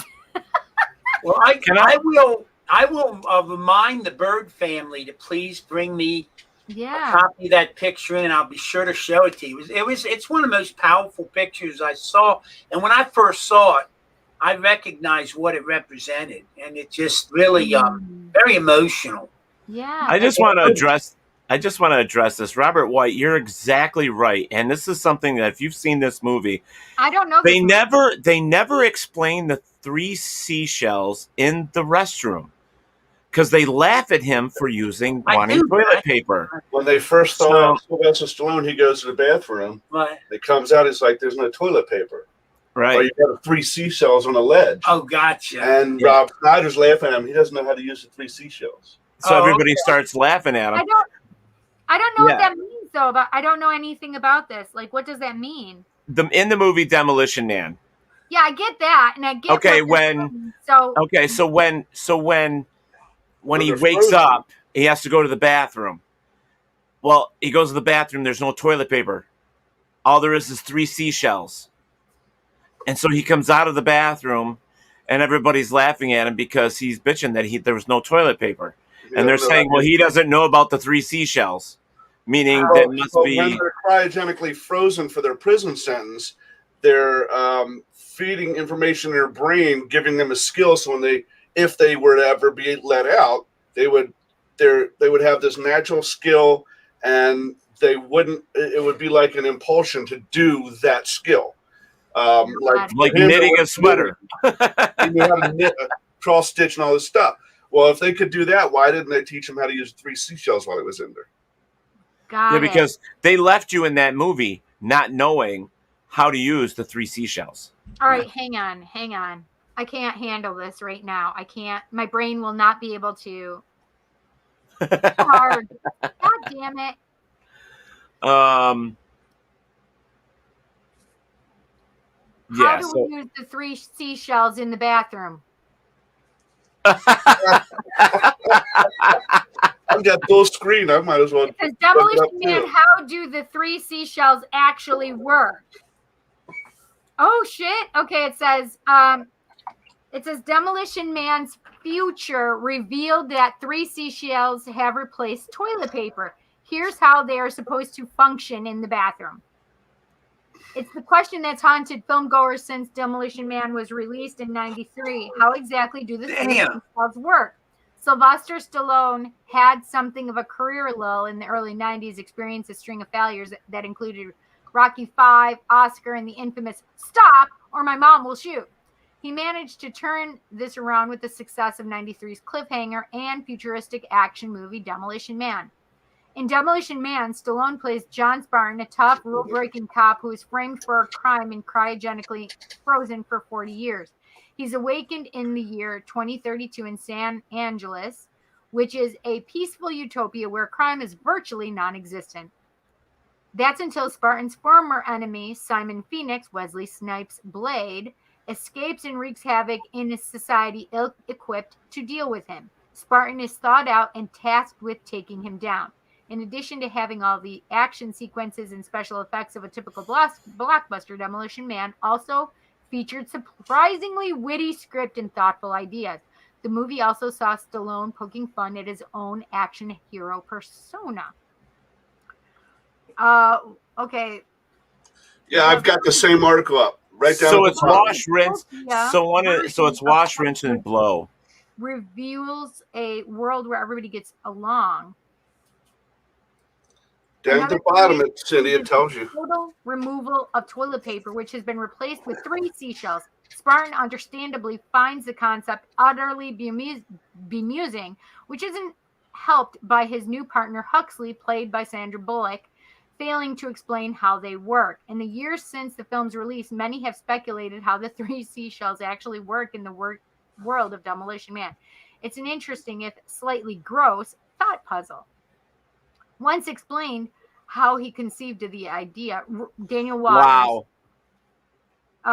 would have some unique features. He then called a writer friend for inspiration, who revealed he kept seashells in his bathroom as a decoration. How they work was once revealed by Stallone in 2006. You hold 2 seashells like chopsticks, pulling gently, and scrape what's left with the third. It's hard to say if such a technique would actually work in reality, which is to say nothing of how shells themselves would be cleaned after usage. On reflection, it's easy to see why Demolition Man didn't explain how they work, or even worse, showed how they function. Yeah, and then you're supposed to flush the seashells down the toilet. What? Which I can see causing all kinds of plumbing issues. But... Yeah, that's exactly. And this in a Tide Pod generation. Right. And how many ass hairs are you going to pull out with those things too? Mm-hmm. I see a lot of hemorrhoids. Why are you pulling gently? I'm just confused. I don't think I want this. Is the visual. The visual is freaking Now look at out. the visual you're giving everybody. Give everybody nightmares. Probably best to move. Listen, so are they Yo, holding Adrian! them with the chopsticks and then using the third to scrape? What? That would pinch and hurt you guys. Right. It would hurt us girls, so I'm not doing that. Yeah. Thank you, Robert, for bringing up something to interrupt us for 15 minutes. But it was fun. Thank you very much. We appreciate it. A ghost in our house. And Robert, where's your show? We've been waiting on Robert for a year. Oh, Barry says Cindy's expression. LOL. I couldn't see my own face. Oh, I can see the fangs, Barry says. Cindy's face is 1,000 laughs right now. Yes. Oh my God. Come on. Like, come on. Seriously? Are we? I don't think I like how that explained. Let's see. Okay. Let's use my glasses. Because this is like the shape of a seashell, right? These two ends. So let's yank on that. So we're using these like chopsticks. Really? You're gonna go through all this, Cindy? Really? And use the third to wipe. No. Nope. Aside from the fact that there's usually like fluted edges, or even serrated edges, they could be sharp. So now you're pulling your scrotum and you're talk about hemorrhoids. That's going on our outrageous reel right there. That's going in that reel. That is happening. That is happening. So Barry White says, so what's going to happen with Cindy after the show tonight? We don't want to know. We don't want to know. Reassure everybody. I will reassure everybody. I do have seashells, but I'm not going to use them to try and do anything. Well, Robert says he's incapacitated for next week. Yes. Robert says catch, squeeze, and release. Yeah. No. Yeah. Let's just say that was a stupid idea, and Demolition Man is fucking stupid. Yeah, exactly. What happens to really soft poop? What happens to diarrhea? It's called butt pee. See, And now you got Steve going. We're here. Oh my God! And how are you getting that butt pee off of you? I'm just curious. It's definitely paranormal wax. Yes, you definitely. Barry, You're in the public bathroom, because this is what we were talking about, right? He was in the public bathroom and there was only 3 seashells. You can't go into the shower. There's not a public shower, and there's probably not a bidet, because you wouldn't need seashells if there was a bidet. I think we just all need bidets in our house anyway, because it's like, Hey, listen, when we built our house for retirement. You know, if you've ever injured your arm or something like that, or shoulder, you don't have use of it, I'm telling you, bidets become essential. Listen, Oh I'll my tell you gosh. when bidets become essential. When it can replace a sitz bath after pregnancy, and you have just pushed a child out your vagina and you need to use that sitz bath, let me tell you, a bidet would just be beautiful, amazing. You should go and do a commercial for a bidet. I think, guys, I think Cindy should do a commercial for a bidet. I would totally sit on that bidet. Yeah, bidet. Everybody bidet. Everybody bidet. Everybody wants a happy day. They need to bidet. Oh my God. Hey, that's a slogan. Yeah. Tell it with the WLFE logo on it. Yeah, There you go. Oh I man. think we need to Psychic Cindy a bidet. You There know, you go. get my own bidet. Interesting story about our bidet, though, and it's not gross. This is not gross, but Bidet, bidet. you clean them, bidet. and ours would fire like a water Jet. fountain, a jet, while we were asleep at night. And all of a sudden, we noticed on our cabinets in the bathroom, said, "What the hell's going on? It's getting ruined." We didn't fit, and then we finally one night realized what was going on. So we've temporarily replaced the bidet because it was destroying our cabinet. But wait, how was it? Wait, what was it doing? How was it? It would flush water when no one was using it to clean itself, right? But instead of it staying under the seat and doing so, it would come out and launch a rainbow of water across his bathroom, one of the cabinets. I actually saw it one time. I come walking in there looking for some Band-Aids for one of my kids, and I'm hearing this noise. I'm like, what the hell? And I come around the corner, and it's just launching.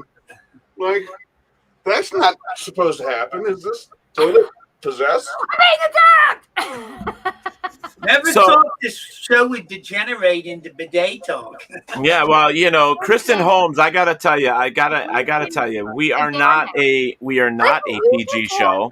You We have are a not. haunted toilet. It's fine. A haunted Yeah. bidet. Yeah, That's Kristen. how it works itself in there. All right, Kristen, we have never been a PG show. We have always been a rated R show, and we are certainly teetering on rated X sometimes with Cindy, but we have never been. For my Lenny and Squiggy fans. Yeah. So, all right. So let's get on to another topic here. We've got about 20 minutes. So I was going to ask you guys now. You guys normally just deal with the ghosts and stuff like that. Have you guys ever had UFO experiences? I did. Yes, when I was 14, 15, this was when we were living in Maryland. I had three my three brothers and sisters, and I'm babysitting. I'm the oldest. And I remember it was when Cinderella came on. I think it was NBC Studios. They had a thing of Cinderella with Warren, the actress, the good woman in Clue. She was one of the characters. I know in you're Clue. talking about. Her last name was Warren. She was Leslie Ann Warren. Leslie Ann Warren. Oh, She yeah. played Cinderella. And that was on TV. The kids are all watching it. And I go up to my room to get something. And it's like brilliant lights. And I look out the window and hear maybe about 100 feet up in the air. It's like giant, this big saucer of light. And I'm just stunned by it. And I'm watching, and the classic colored lights come around the ring. No noise whatsoever. and the thing's finally it's doing circles, slow at first, and then finally it's slowly lifting up, and it's going up and up and up, and then it's gone, just like that. The whole thing, maybe 10, 12 minutes I'm watching it. What and year it was this? scared the crap out of me. I mean, when my parents came home, I was still trembling. Wow. That was my experience with the UFO. And we saw one right outside. Remember, I called you out and I said, Jim, I don't know what that is. It's not twinkling, so it's not a star. Yeah. And it's moving back and forth, but it would be a foot or two. Now, we live near a military complex, a very important military complex. It's called Letterkenny, and it's a stockpile for the U.S., the bombs, Patriot missiles, all of that. Wait, where are you guys? Where do you guys live? Chambersburg, Pennsylvania. Okay, you are in Pennsylvania. Yeah. We're about 40 minutes west of Gettysburg. Got it. But this military complex, like I said, they have these underground bunkers, and they house all this munitions. And so it's been pretty common that there's been a number of sightings of objects in and around this area and in the valley. So we've on a couple occasions gone out there, and that's really strange, the way it's moving around and stuff like that. But it's always angled over like toward the Letterkenny base. Did you say Letterkenny? Yeah, that's the name of it. That's also a show. Isn't there a town or something in Canada called Letterkenny? I do not know. Yeah, I don't know. That's so weird. This was created on the heels of Pearl Harbor because they wanted, central munitions area, but not directly in D.C. where if it got blown up, you just blow up the whole nation's capital. Right. That's so weird, Letterkenny. And basically from in and about where we're at, going up toward Pittsburgh, it's all very mountainous. The terrain starts, and it's basically Bigfoot UFO country, clean. Like you can almost draw a line heading up to Pittsburgh at an angle. And it's basically the turnpike. Yeah, along the turnpike and all those peaks and stuff. So it's not uncommon.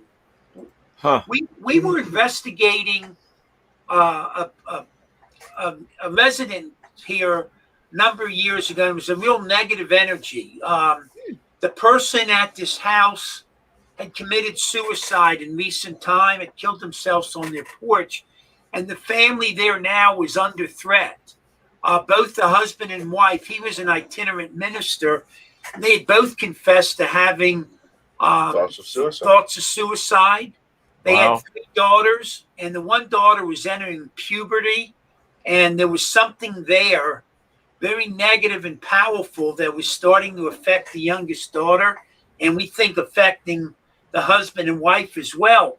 My wife did some research for us, and we found 6 suicides in the past year and a half within about 2 miles of this property. Something was really weird going on. So we're over there investigating what's going on, and the neighbors are coming and all talking to us about Bigfoot attacks on their houses, where they'd be at home, and then they would hear something loud being smashed against their house. They go out with a gun and a flashlight to see something about 8-foot snapping pine branches as it ran away from the house. Wow. And then to find like 90-pound boulders thrown up against the house and done damage to the house. And not just an isolated thing, something that had happened, a couple times in a span of a couple years. So we hadn't heard about any of that previously. But something's up in that area, I'm telling you. And then we did an investigation at a place called the Keeley Mansion, and that's where I had my lost time incident. Shit. Yeah, I was dozing off during a Fazelbox session for no reason because I was wide awake and engaged, and just out of nowhere I just started going. And I chugged one of those large monsters. Mm-hmm. That didn't help. So I went outside and had a couple cigarettes, and that seemed to do the trick. Like I got out of the area. So we go back in, and I said to Haley, who was one of our team members, and Nikki, who was one of the girls that was there with us, I said, I'm going to use the restroom. I'll meet you guys back in there. We'll start up again. They said, okay. And the last thing I remember was washing my hands. And the next thing I remember is I'm in the basement, and Nikki is standing in front of me doing this, and Haley is standing next to me screaming my name in my ear, and it snapped me out of whatever I was in. And I found out it was 45 minutes later, and I have no memory of it. And the camera that I had on the shelf behind me filming, it stopped recording at midnight. This happened about 2 o'clock in the morning, but there was still over a gigabyte of space left on the card. So it shouldn't have, it stopped itself. And the clips that it did film, there were times while it was filming that we were in the basement and it didn't have us on it. It did not even have me, like I would hit record and walk away from it. It didn't even have me on it walking away after I hit record. Did anybody else experience the same thing? Yeah, remember the young man with Haley. That was the first Yes. time. And yeah, she had Haley had a young man drove the same place though, the same place. And he got affected. We never met him before, so we didn't, know his basic personality, but she did, and she was very concerned about him and got him out. And something was off. He was not himself. Right, and all this time I was thinking maybe something in the house had influenced me, but recently someone had brought up the fact of maybe you were taken for 45 minutes or whatever, and that's why you have no memory of it. Dave. So you could always find out, Dave, if you want to go and find out. People your mind is eliminated. Yeah, people have talked to him about maybe going under hypnosis or something. Well, that's what Cindy does. She does the regression for that. That would be really neat, because that's always been on his mind. I mean, we know what happened, and we just couldn't explain the fact that all of our visuals were so altered. Yeah. Yeah, that's just weird. And it's not uncommon, Jim, that when something like this happens, they control the whole environment. They control the cameras, the lighting, the everything. That's what I was going to say. And so they can shut down the other people that are involved and just take the one that they were interested in.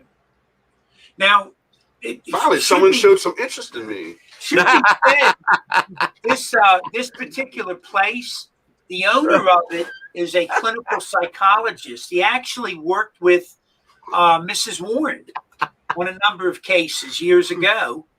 And he actually, although he no longer practices in the house, there was for a number of years, the second floor is set up as clinical offices. And he basically practiced and did sessions with the criminally insane for the state of Pennsylvania there.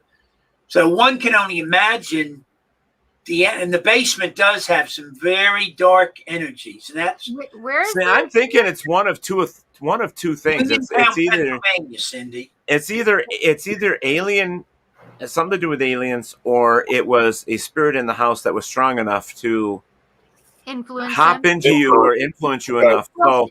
But think about it this way, I think, because that is absolutely possible. Because here at Rolling Hills, my girlfriend has some gifts herself.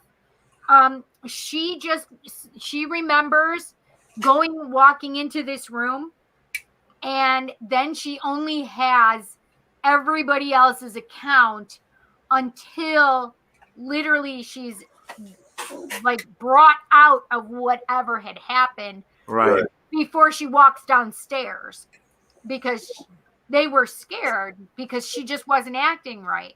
Now the original owner of this house was Mr. Keeley, and he was really quite the philanthropic individual. He was the mine safety engineer for the region. This is Uniontown, Pennsylvania. It was coal region. And he saved countless lives developing modern systems for, the canary in the mine to save people from poisonous gases. Right. He was found dead on his property with a self-executed gunshot to the mouth. and there was no reason. I mean, nobody had him as suicide. I don't believe that. Yeah, It just hit me in the back of the head like freaking hard. There's no way in hell. No way. You're telling me that, and I'm like, he did not do that. No, we know. We talked to him in the cemetery. He's buried in the town cemetery. We talked to him and his wife, and they came out and were speaking about the incident. And they basically said he was murdered. Told us that he was murdered. Was definitely murdered. Oh, yeah. Literally, I am being shown somebody forcing him. Yeah, that's a great place. Not hardly anybody really knows about it. And it's beautiful. It's got stained glass windows and big, nice staircases. So, but a lot going on there. Huh. And tell me the name of this again. I want to go there. Will you guys take me there? It's called the Keeley Mansion. Keeley Mansion. KEIGHLEY. We want to get back there ourselves. The owner, going into COVID, he sort of closed everything down. Yeah. We're hoping that, as we put COVID in our rearview mirror, let's keep our fingers crossed. We'll be able to gain access again because we got along really well with him. And he's been in the field before. His name is Adam Sedlock, and he actually worked for a time on Paranormal State with Ryan Buell and Katrina and them. So interesting. I love him. He's well versed. Yep. What was his name again? Adam Sedlock. Oh. So and it's so funny when you said it the first time. I had that. I'm like, why do I know that name? Kind of feeling. And I'm like, no, that's not possible that I would know that guy down there. But no, but he's a very nice guy. Very nice guy. And we both had the first night there. Rob and Nikki told us, if you want, you can just sleep on the couches in this room. I mean, it was a nice order. It wasn't dirty. And so we said, sure. We just crashed there. Well, my God, we had a very bad experience. About 4:30 in the morning. Real bad experience. So we would not stay there again. The next time we got a lodge up the thing. But it was interesting. Rob and Nikki went and got rooms outside of the mansion. And so the next morning when they come back, we're like, holy crap, it had happened to them. That's why they weren't staying there. Huh. Wow. But they didn't give us the heads up. But they didn't give us the heads up. So, your wife doesn't come with you, Dave? No. She's an RN. She's very science, very clinical. She has no time for this type of stuff. She loves going to the gym, which is not my forte. That's her religion. So she has her things. I have mine. Dave, you're like the rest of us. Oh, you really are. Yeah. Now, my wife was never involved till we started in the table tipping. And she's really had her eyes opened. And I mean... Plus, she does really, really great historical genealogy.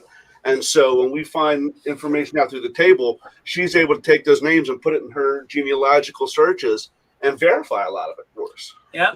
So I just had something. Can I give you guys a message? Is that okay? Yeah. Dave, I love so much. I have to just say this first and foremost. I love the relationship that you have with Jim. It's very sweet to me. I love that. You do realize that it's a past life that you guys have had together, right? We were told that. We've been told that, Cindy. Yeah. I literally was seeing the past life. Wait, what are you guys laughing Just Ted popping his head up real fast. Oh, yeah, it's so interesting because I think it's that past life that really has brought you guys back together. That you really, it's I would say it's just a fondness, but it's not just a fondness. You guys were supposed to be brought back together in this lifetime because you hadn't finished out that lifetime completely. Like it was cut short, I feel. Okay.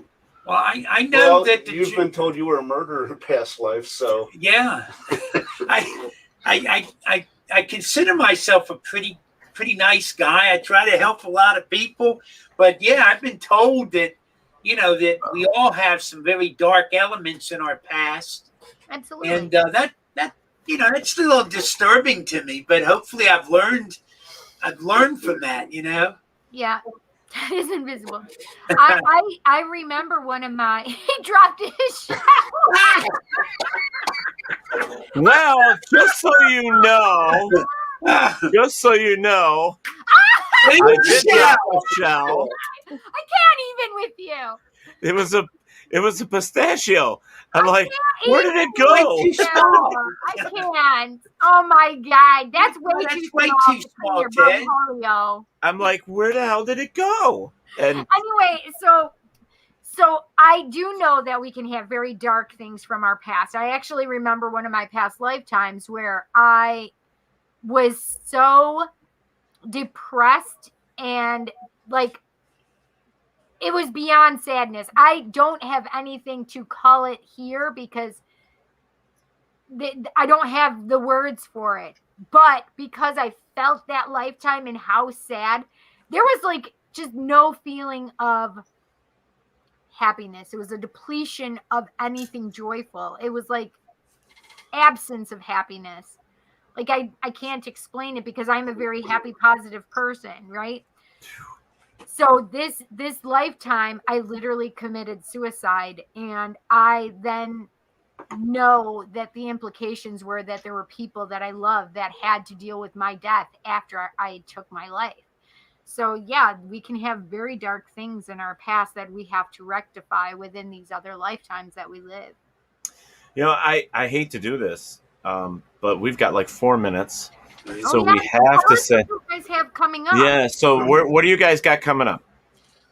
Well, last week's show we had a roundtable discussion, which I thought was fantastic. Yeah. We had Cisco Murdoch, we had Steve Stockton, and we had Brian Bowden, and it went so well. This coming week we have a woman by the name of Bobby Robinson. And she is a medium and a teacher at Lilydale. Oh, fun. And she is the woman who taught Pam and Steve how to table tip. And that's fun. They in turn taught us. So ergo, she's responsible for us knowing how to do table tipping. So she'll be our guest. So it's all her fault. Damn it. It is. Yeah, it is. Yeah. And you have the schedule for Beyond this week. Yeah, well, then Dave's also spoken with the Booth brothers. And I know them. To have them on in an upcoming week. Awesome. Yeah, they were going to do it. They wanted to do it at the end of this month, but he's just Christopher's just too busy producing his next film. So I said we could bump it down the line.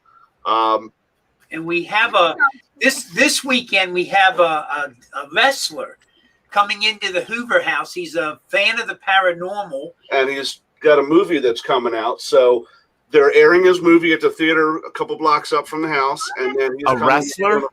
Yes, former WWE wrestler Gene Snitsky. Oh, I know Gene. Yeah, okay. Yeah, and then we'll be having a investigation with him at the Hoover House the same night, Saturday night. Awesome. Yeah. And then, of course, we got the bash coming up, so we'll be there. We'll have our table, we'll have the Hoover House table, and all things work well. We'll have time to step in for you guys and do an hour or so on the WLFE spot. So, yeah, one of the reasons that I wanted that to happen with not just you guys, but with everybody else, not only is it give everybody an opportunity to be there to do a show, but it also gives Cindy and I, because the past 3 or 4 years, we haven't been able to go look around. Right. And now we'll be able to if we know that other people are there. Yes, absolutely. Yes. Well, it looks like they're really coming in. I think it's going to be a big success this year. Well, it's always a great time. It is. And the para-unity that happens there is amazing. So I'm really looking forward to it this year. The only sad part is, for me, is I have my boss tagging along. So my boss is actually coming. I'm taking him to his first paranormal convention.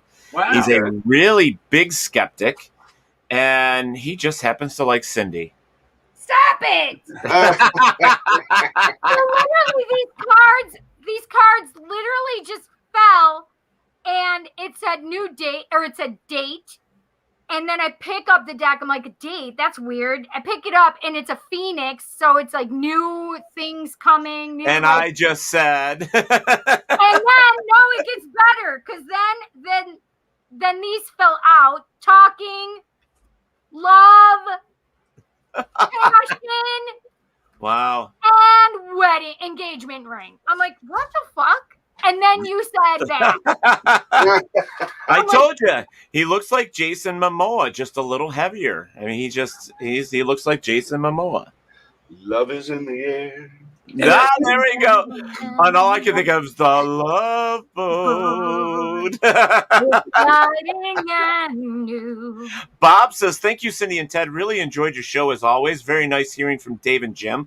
We'll try to catch you guys your show as well, they said. So tell them again, Dave. It is Doorway to the Dead. It is every Thursday night at 8 p.m. Eastern Standard Time on the WLFE network. And really quick, one of the good things about this year's bash, our whole team will be together. Haley will be there from New York, and Janet has agreed to come in from the West Coast and spend the week there. So we'll have all four of us back together again. That's awesome. That's great. Great. Cindy, Robert White says, got a new set of Oracle cards with the Master Crystals. What is that, Robert? You need to send me a picture.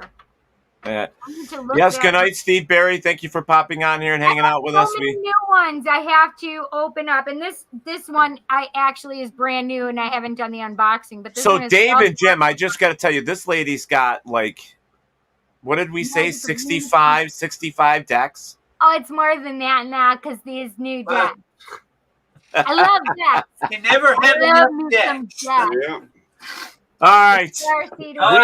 We have got to get out of here. We have got to get out of here. Dave and Jim, thank you so much for hanging out here.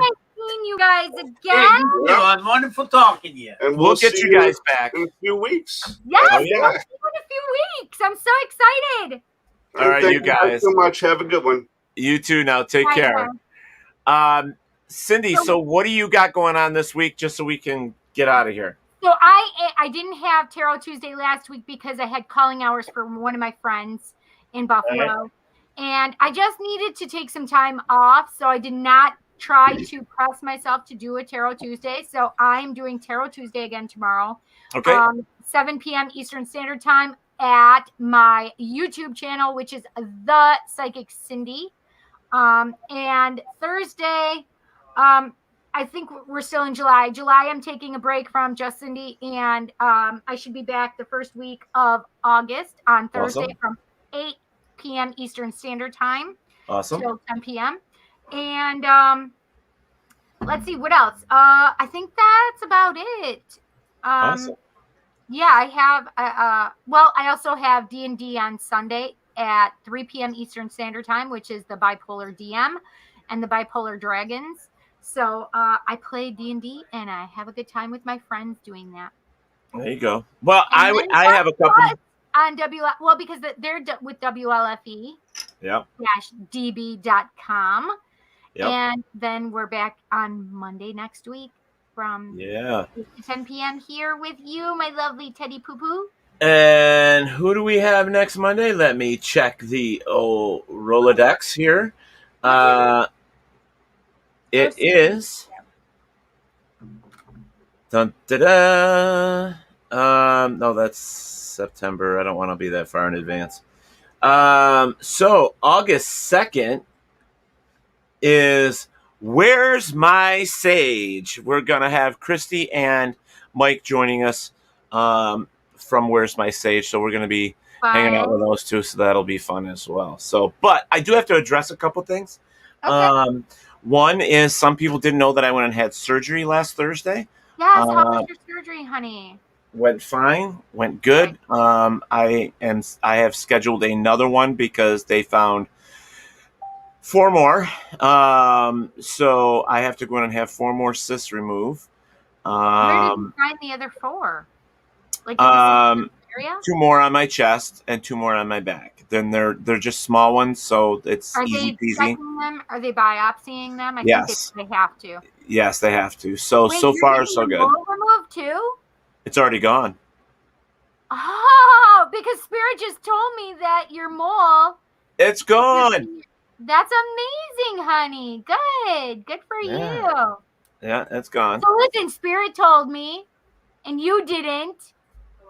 Yeah. So there's a lot of things that.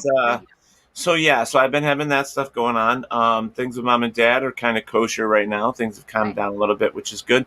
My job is crazy hectic. I do want to say this so that anybody that was a fan of Paratalk Radio before Miss Cindy got here, Miss Rebecca Bruno, most of you know that she is a singer-songwriter as well, and she will be doing an open free concert at my place of work on August 14th at 7 o'clock. It's a free concert. You can just come at the courtyard, enjoy, totally free. Yay, Becca! Yeah, so Becca will be coming and hanging out with us, and it's going to be a great little concert for her. It'll be fun. That's awesome. I have hopefully maybe if I can, how long is she playing for? 7 to 10, 3 hours. So maybe, I know I have a grad party earlier in the day, so hopefully I can make it. That would be great. Awesome. Yeah, it's going to be so good to see her because I haven't seen her in forever. Yeah. So, Cindy, also, I have a question for you. Since you're into all that other type of music, do you know who Saving Abel is? Yeah, it sounds familiar to me, actually. Well, look it up. Okay. Are they going to be there at your place? I believe we are in talks with having Saving Abel come to our grand opening. Oh, when is the grand opening? That's in September. We don't have the date yet, but Saving Abel is a huge name in the music industry. Awesome. So it would be really good to have them there. It will help us. Also, we are in talks with Big Vinny, who is a Bigfoot guy. He is also one of the lead singers to the band Trailer Choir out of Nashville. I remember you talking about Big Vinny. Yeah, there is a chance he will also be joining us, as well as the country singer, if possible, the country singer Daryl Worley and James Otto. So we are working on all of that to see if we can make that happen. I'm so happy and proud of you and for you. Yeah. So it would be a huge show. And it would be a lot of fun. So, and New Year's Eve, guys, we've already got that planned. Cindy, you'd love it. Big band music, black tie affair, find a day. Yep, it'll be amazing. We are having we are having Livingston County's first adult Halloween party outside in a courtyard. It's going to be huge. It hosts 300 people. Oh shit. So it's going to be the first one ever. So there's that as well. And if you guys ever want to go bowling, let me know. I want to go bowling. You can bring the kids and go bowling. I got great deals on bowling as well. So other than that, let's see. The 6th of August, Cindy and I and Bonnie Swift, who was in here in the chat room, and Christian, the 4 of us will be doing the Hornell Funeral Home. What time is that going to be? What time do we have to be there? I think it's. I'll have to send it to you because I don't have the date, but okay. But I will have that, so we will be doing that. Cindy, also, I got to have you for the building, one of our buildings as well. Oh yes. So we have the 3 buildings, so I need you for that as well. When is that?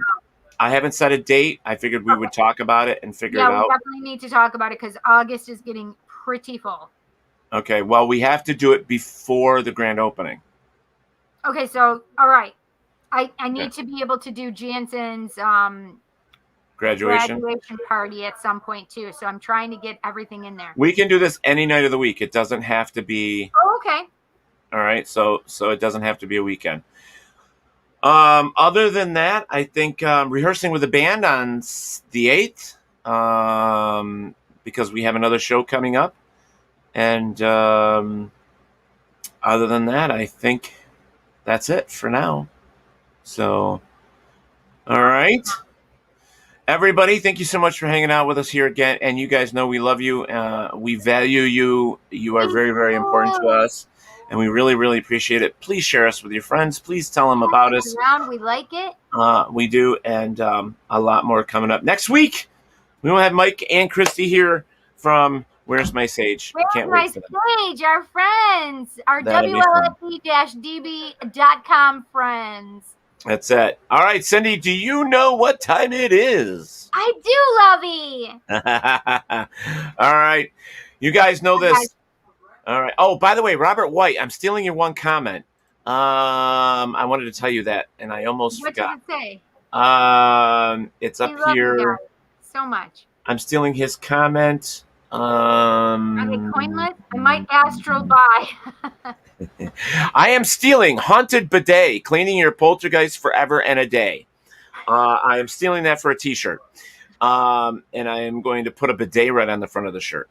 So that's what I'm doing. So just so you know, Robert, I'm stealing that. All right. So back to the plan at hand here. So good night, guys. We love you. Cindy. Love you guys. Say it, Patty. Say it. Wherever there is darkness, there is always the light.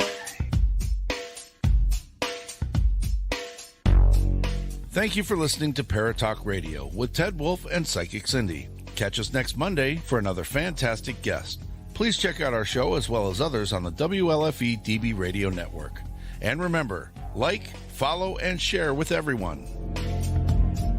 Join us at WLFE-DB.com for upcoming shows and so much more.